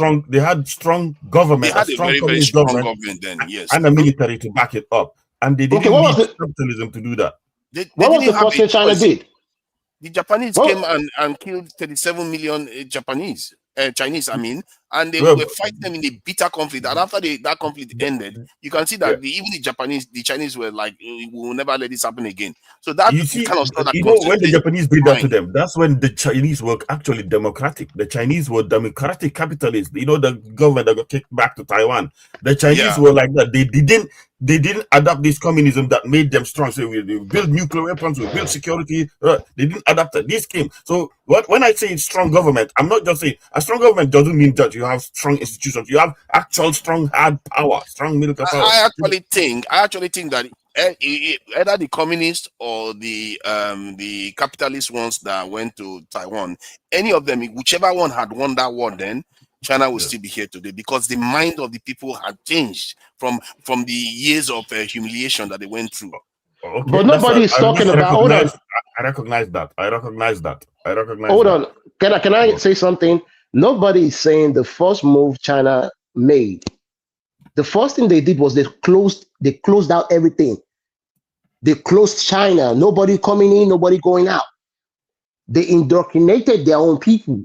They did all the things necessary that needed to be done before they opened back China. And by the time they opened back China, guess what? They were capitalists. They were capitalists with a mission, because now they understood what happened. They understood the history of what happened, how it happened, where was their own fault, where's the world going, where should they be at. So the first thing they first did was what? Self-preservation. And they got rid of all the traders and collaborators as well. Oh yeah, exactly. That's for sure. They went through hell. They said there was a time the Chinese, they were trading using trade by barter. That's how much the West blockaded them. At least Maduro was able to sell crude oil to the Chinese. The Chinese didn't have the chance. They were blocking them every. So my thing is, if we are going to become capitalists, from which point of view and situation can we be measured? When do we realize our situation and we say, okay, this is when capitalism is kind of advantageous to us, and this is when to be more socialist? How can we be measured to that? Because it's not a call like we follow the popular narrative and say, yeah, let's just be capitalist. How can you be capitalist when you don't have the advantage at all? It's completely I it's think ridiculous. the reason why I think capitalism works in our own context now is because it's a little bit more resilient to a systemic corruption. Because Mm. it's individual based. If you have a company, even if you are working in a company that is corrupt, you still want your company to succeed. So you would not want anybody to want to cheat you. So you have a need to want to make that company succeed and innovate and all But the rest it's of it. not all capital. It's not all capital because, like you see, there's a fine line there. If the Chinese model is yes, let's be capitalist, but internally, let's control it. State control capitalism internally. So they allow their Exactly. own There business. has to be yeah. Hold on. State control. They allow their own business people to grow from their own population and allow that. So they did the capitalism internally, but externally it was Oh all no. control. Even today, it's still control. Capitalism is a form of nationalism, Here, actually. here we have companies in the UK that are very socialist. They allow workers to own the company, like John Lewis, and people are more happy there. The workers get paid more money because actually the workers are more excited to work for a company that they own. You know, they have any. But So if when it you was, say one why has it individual not owns the spread company, over? that's not right. There is organization where the workers own the company, so they work even harder as a collective. So the company makes more money. I hear what you are saying, but in the real world, this is why you have Tesco, Waitrose being Well, far John more Lewis than does John really Lewis. well. The cooperative does really well. No, That's what we I have. understand, Free but market, it will always Elijah. be second place to people that are cutthroat, because this world is cutthroat. And I really think before you are nice, you have to win the struggle first before you worry about being nice. Like the West now, when they win the struggle, then they instituted socialist system to free healthcare, free education. Many European countries have free education. It's only UK that they started becoming more capitalist like America and having people pay for Tanaja, tuition fees and all the rest. do you believe there's actually a true free market capitalism in the world, around the world? See, Do you believe in cannot that? have It's see you impossible. It's impossible. You see. can't Yeah, have Hold that. on, hold on, hold Right? on. Is it No, no, hold on, hold so? on, hold on, hold on. I think otherwise. You can only have free market if you have the land, you have the tools, and you have the labor. If you don't have these three things, then you cannot have a free market. So in there's order, always a level So of Europe, there's always a level of control, even in terms of protecting your own industries. Like look at what the EU is doing now. The Chinese are the ones producing those electronic vehicles and all that Farming very fast. Yeah. subsidies in Europe, that is not real Look at how capitalism. look at how Europe and the United States are protecting their own markets, and they tell us free market capitalism. Their Look own at how they protect farmers, it. exactly. yeah, Look at the railroads. Let me tell you. Let me tell you another one, Niger. The railroads in the United States, right? They were the United States would have built railroads all across the country, but those oil companies and car companies didn't want to lose out. So the corruption that happened in that level of capitalism, you see what I'm saying? So I people don't think monopolize. I don't think there's anything like free market. It's just a form of system where they describe as okay, competition for everybody. But in reality, there's nothing like that because you see that the government favors certain industries over others. They Yeah. support other companies. Sometimes they even support monopolies, like Yeah. water companies in the UK. It's only one company that controls water in the UK. So you can see that when people say free market, you have to take it with a pinch of salt. It's just a principle, but in the real terms, they actually control. It's a form of controlled capitalism or Yeah. productions, They a do it. means of They all production, do it. They so all that do it. to individuals me, can There's no be true able to do free that. capitalism. If you want to be wealthy and you don't want to be superseded or subverted, you have to have control, and that's why socialism measures comes in. So they and both work hand in hand. Tonight, I tell you, I look at yeah, it. They work hand in hand. You need socialism to check some The of the problem with yeah, capitalism. there's got to socialism be is that check and balances. I think the problem with socialism is that the political part contaminated.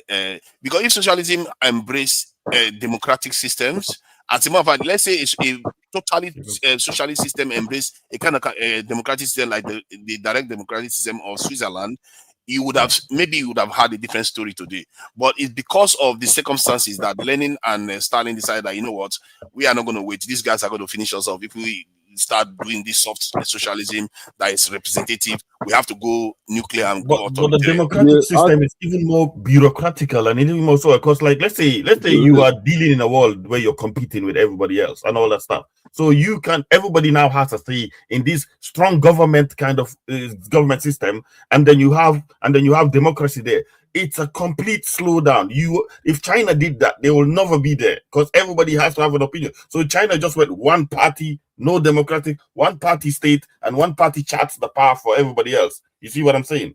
I think if there's something we want to take away from here is that socialist system doesn't mean dictatorship. I think everybody assumes if you have a socialist system, it has to be there's an authoritarian center. You can be socialist and a highly democratic. It's just that we haven't seen such a system.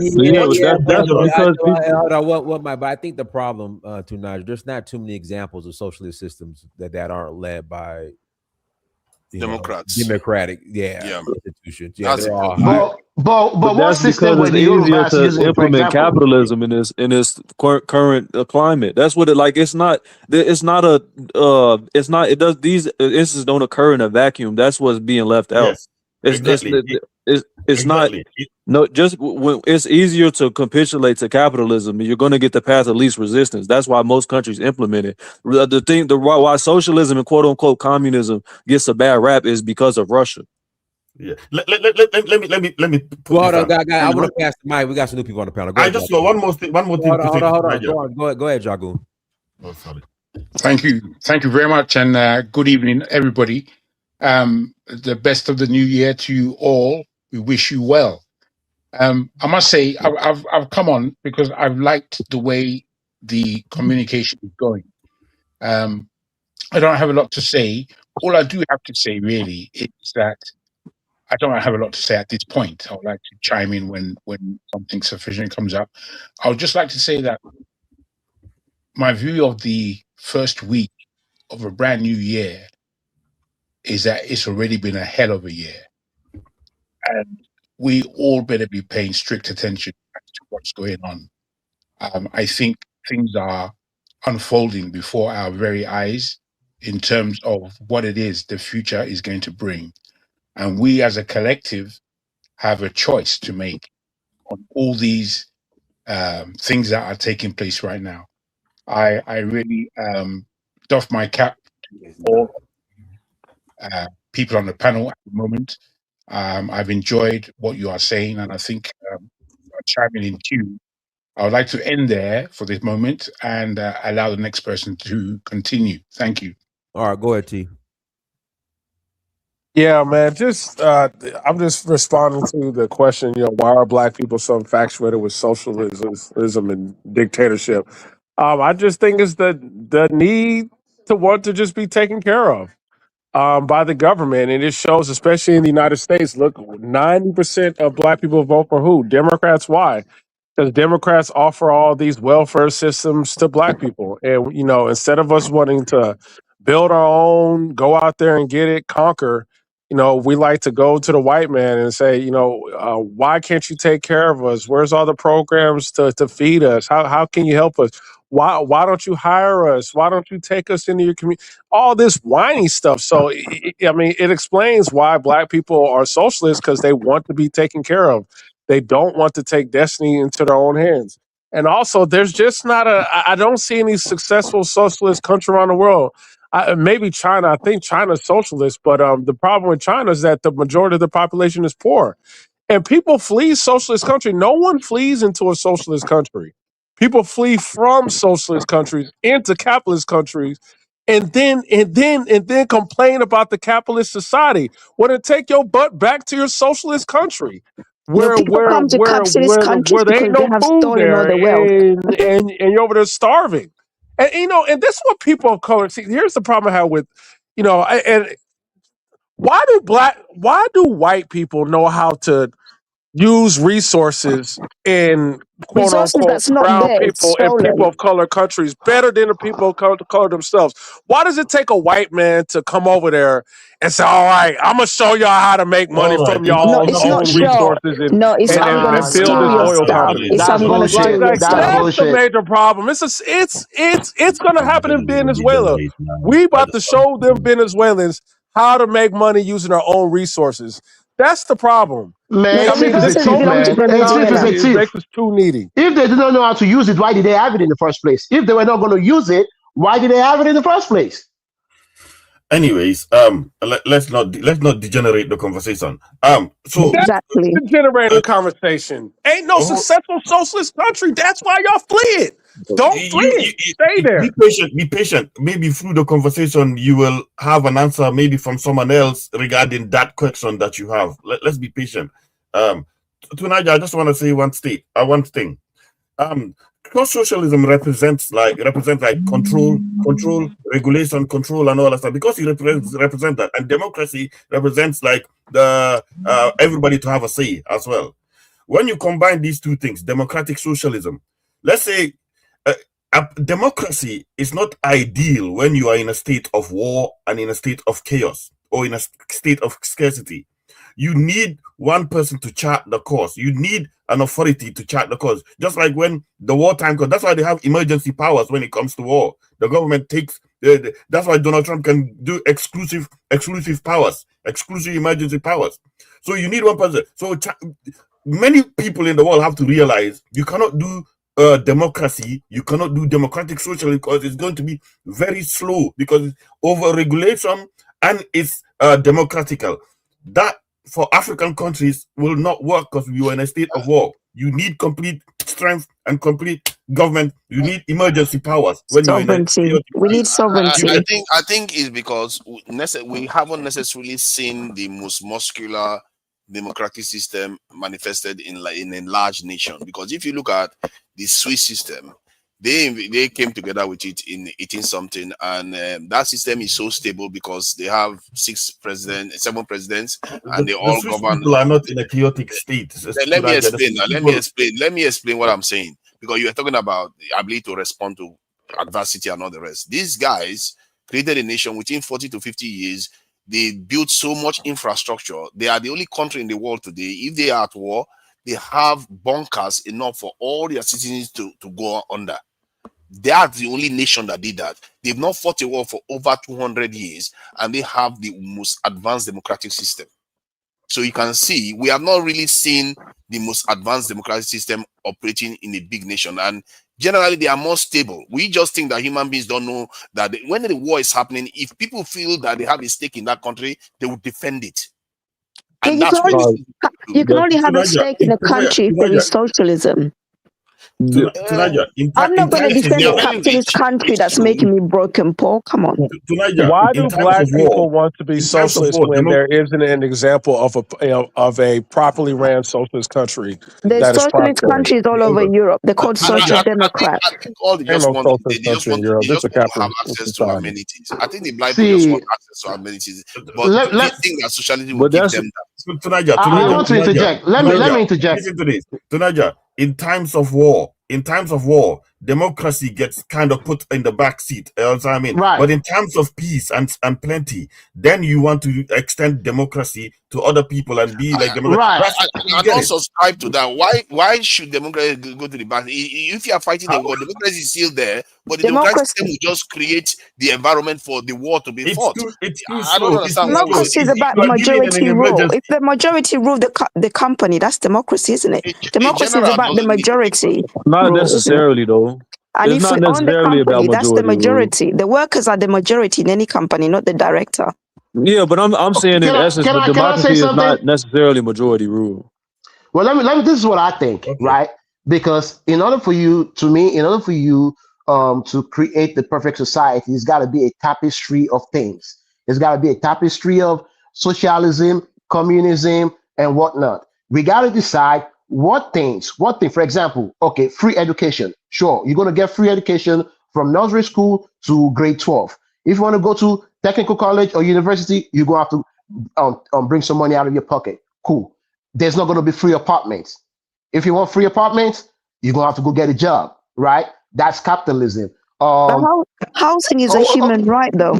Exactly. Water should not be, you got to be paying water and what is your bill is increased. No, that is human rights. That's socialism. You put that under socialism. We're not going to argue about that. Okay, let's talk about industries and things like that. That will fall into capitalism. So we have to decide what things are going to fall into socialism. But it's not arguable. But the government giving me free education is not socialism. The government has a responsibility to provide education, housing, roads. That's infrastructure. While the business people can run business, but I want the government to do government things like give us free healthcare and education. Listen, the government doesn't really have to get no free healthcare. You invade every country around the world. Exactly. Because in America, the fact is, wildflower. Really and truly, in this world, like Tunaja says, you cannot outsource your security to somebody else. Nobody owes you a living. So you understand what I mean? But the fact is, if they don't No, redistribute that wealth back to you or make sure that society works, you will not be able to buy anything from them, and they will lose out in the end. So they deplete. It's like an but, Ouroboros, it eats itself. So but they as a need to redistribute for community, the help of the nation. we're meant to take care of each other. Exactly. We That's how owe we each should be. other. This Guess what? individualistic mindset is very Europeanish. That nobody Well, owes you but anything. We're meant to we got take to move care of forward. one another. But that's why the That's a European harmonious man is so world. ambitious, because he's not giving anything Thank you. for free. Thank He you. has to Thank work you. for it. That's why he's so Exactly. ambitious. You homeless. Guess what? You homeless. We're gonna give you free house for 6 months or 1 year, and you go get your ass together. After 1 year, you ain't got no job. You ain't got no. You getting kicked out. That's But socialism and it's up to capitalism. Exactly. In terms of That's in why the terms of European man is out here productivity, conquering everything. but doesn't make in terms Because of because he productivity and ain't getting no free ambition, house. in terms of productivity and ambition, making that tied to quote unquote capitalism, that's just childish. In regards to government, the reason why governments are formed are because of social contract. If a society comes together and says that they want these standards and formulate a government around it, that is the function of government. Therefore, any system that's created out there is going to reflect the wants of the desires of the people. If a group of people want to enact socialist quote unquote mores and communist quote unquote mores or capitalist quote unquote mores, that's up to them. It has to be agreed upon with the people. Now, the thing that gets lost in these conversations, people are ascribing inherent positives and negatives within these systems. Like I said earlier, these systems are these systems. The problem is the people implementing them. The essence that I'm seeing, the common thing that I'm seeing within the conversation is that it's about balance. You take the positives with this system, you take the positives with this system, you take out the negatives with this system, and you take out the negatives with this system. People need to stop getting caught up in this emotional ism and schism stuff. Yeah, but brother, that makes Exactly. no sense, because you can look at the data. The most powerful countries in the world are capitalists. Well, the Like most the West powerful is country in the running the world. entire Hold world. on, hold The on, hold data on. is You can say skewed. The because data we they can is use be opposed or skewed. violence to whatever, The keep but their data is wealth. look at skewed. the facts on the ground. But the most The powerful data is country in the world skewed. is It also doesn't operate racist. in a vacuum. This be my problem. But the most powerful country in the world is also racist. The most powerful country. What you pro American leaning people, bro? Y'all espouse these run of the Hey, mill propaganda narratives. I gotta be The pro-American. data I is live here, skewed. man. America My had free labor. whole family's America here, had free brother. labor for 400 years. I'm not. America had free labor for 400 years. You get what I'm Facts. saying? So you can't compare America to other countries. If the And white man was They so you going talking about smart, around. why couldn't They pro-American, going bro? around. You got a hold on, pro-American accent, bro. hold on. Bro, If the you sound white like man, you come from Harlem hold or on, something, bro. bro, hold on. If the white man was so smart and so strong, why couldn't he pick the cotton himself? Why couldn't the strong man of Europe of white descent do all this shit for 400 years? Right? Right. He couldn't do it, so he had to enslave you to be able to build this thing. And because he hates you and he doesn't want you to have anything, he creates this capitalism, which is just pure capitalism. There's no reason why anything, socialism, communism, capitalism, should be pure that. It should be half this, quarter that, quarter this, quarter that. Where it makes sense, you take it in. Where it doesn't make sense, you take it out. Like I said earlier, if you ain't got no job, you need a housing. Sure. The social contract is we have to look. Hold on. The social contract is we have to look after you. So we're going to give you a free house for 1 year, and we expect you under that 1 year for you to be able to get a job. And sure, we want to assist you to go get a job so you can be productive. That's the way it should be done. After 1 year, you go get a job. You can't do anything. You get out. There's something we can do for you. This narrative that people. Guys, can I come in here real quick? That's how Real you quick. make human beings hustle, man. Okay, can I come in here real quick, if I may, guys? I'm listening, and I'm still catching on to how this conversation is going. I applaud the manners and respect that everybody seems to be giving each other.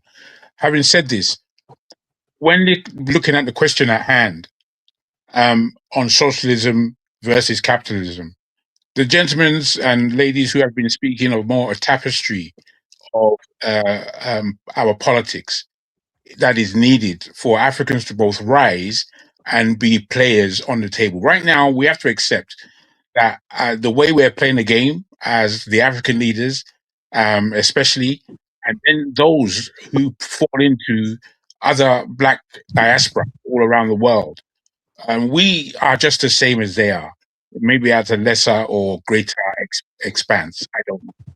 But I believe that whatever it is that we are going to do has to be African centered. is the only way that we're going to find any agreement at all to launch ourselves forward. There is something, as we all know, called Ubuntu.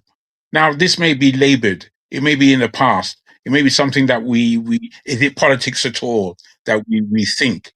But you see, the politics of I am because we are, I think is very, very powerful. And where does it fall? Does it fall into capitalism or does it fall into socialism? Well, Socialism. you know what? They say that, but it is further because there's Ubuntu.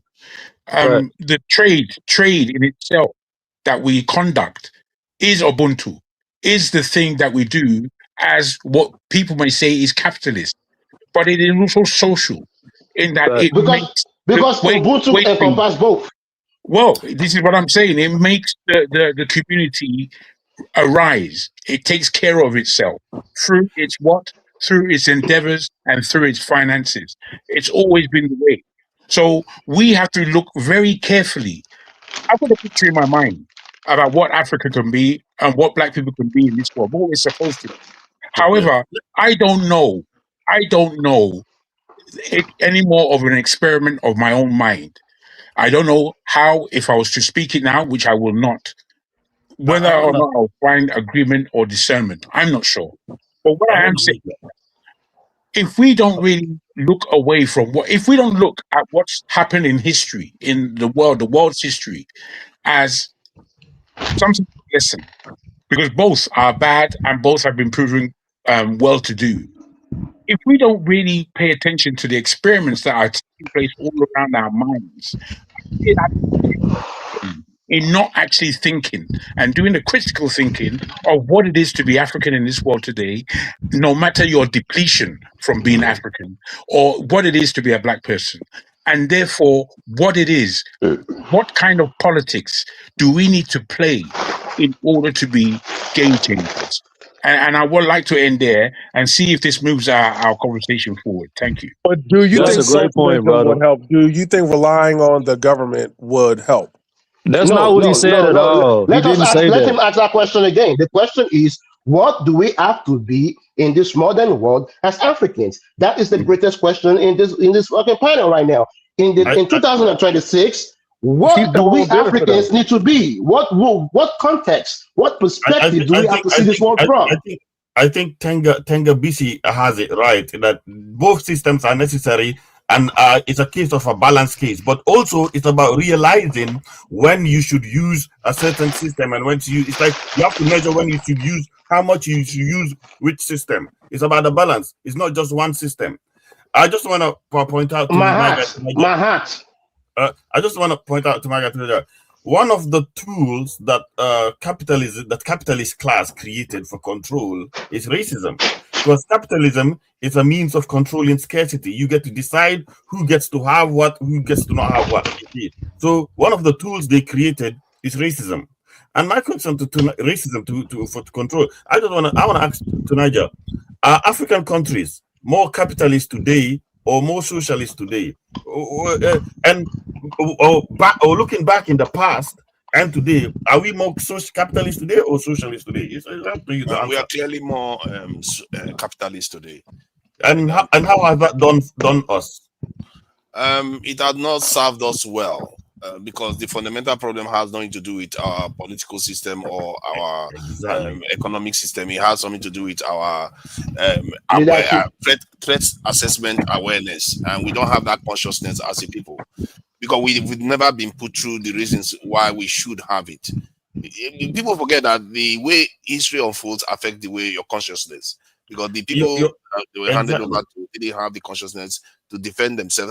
How do you fight the British when they just handed power over to you? They gave you the key to rule the country. How do you fight them? It's almost impossible. And maybe we're destined to experience what we are experiencing now.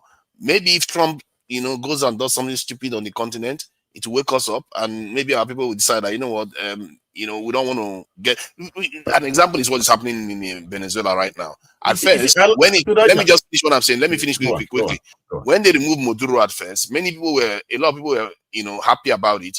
But when Trump came on on the TV and started talking about how they will control Venezuela oil and all the rest, many Venezuelans started, thinking twice again and thinking, okay, this is not nice. You see what I mean? If you start waking people up, then they start becoming more nationalists and they want to defend their own interests, and that is the kind of stuff you need on the continent. But on a quick one, the Europeans, for one thing I noticed is that when it comes to Ubuntu, they practice it on the macro level. That's the main reason why they actually win. They come together on a larger level to defeat other groups. I've never seen the people that unite when they really need to unite. Like the Berlin Conference is an example of that. NATO is another example of that. European Union is another example of that. You can, so many systems that they put in place to come together. What we are seeing in UAS is just a micro level of what Europeans have achieved a long time ago. Right. You Hey, understand? guy, we got to close out, man. Sorry to end it abruptly, but everyone, thank you so much for joining. Like, share, subscribe. Until next time, family. Diana Tamir, search for Haru. Peace. Danful offers unparalleled, curated, and bespoke tours across Africa for travelers seeking genuine cultural experiences, enriched with magnificent sights, sounds, and flavors found on the continent. Okay, hold on there. So the Each address trip goes. is reliably We'll talk about it. curated to ensure visitors are gifted with an immersive and authentic adventure. Whether you find yourself strolling along the charming white sand beaches of Sierra Leone, feasting on the mouth-watering delicious foods in Senegal, observing or partaking in various aspects of the Isheshi traditional system Ifa native to Yorubaland, Nigeria. With Danful, you will rediscover a fulfilling sense of kinship to the true heart of the motherland, her communities. Our core values focus on integrity, quality, safety, and sustainability. We are uniquely committed to assisting with the advancement of African infrastructure and promoting African businesses, so both travelers and the communities they visit receive beneficial exchanges. At Danful, we understand the importance of connectivity, and we have created a model which provides bespoke experiences based on your passions or hobbies. With us, expect a long-lasting spiritual bond between you and your destinations. Live, love, Danful, Africa. To learn more, visit danful.africa.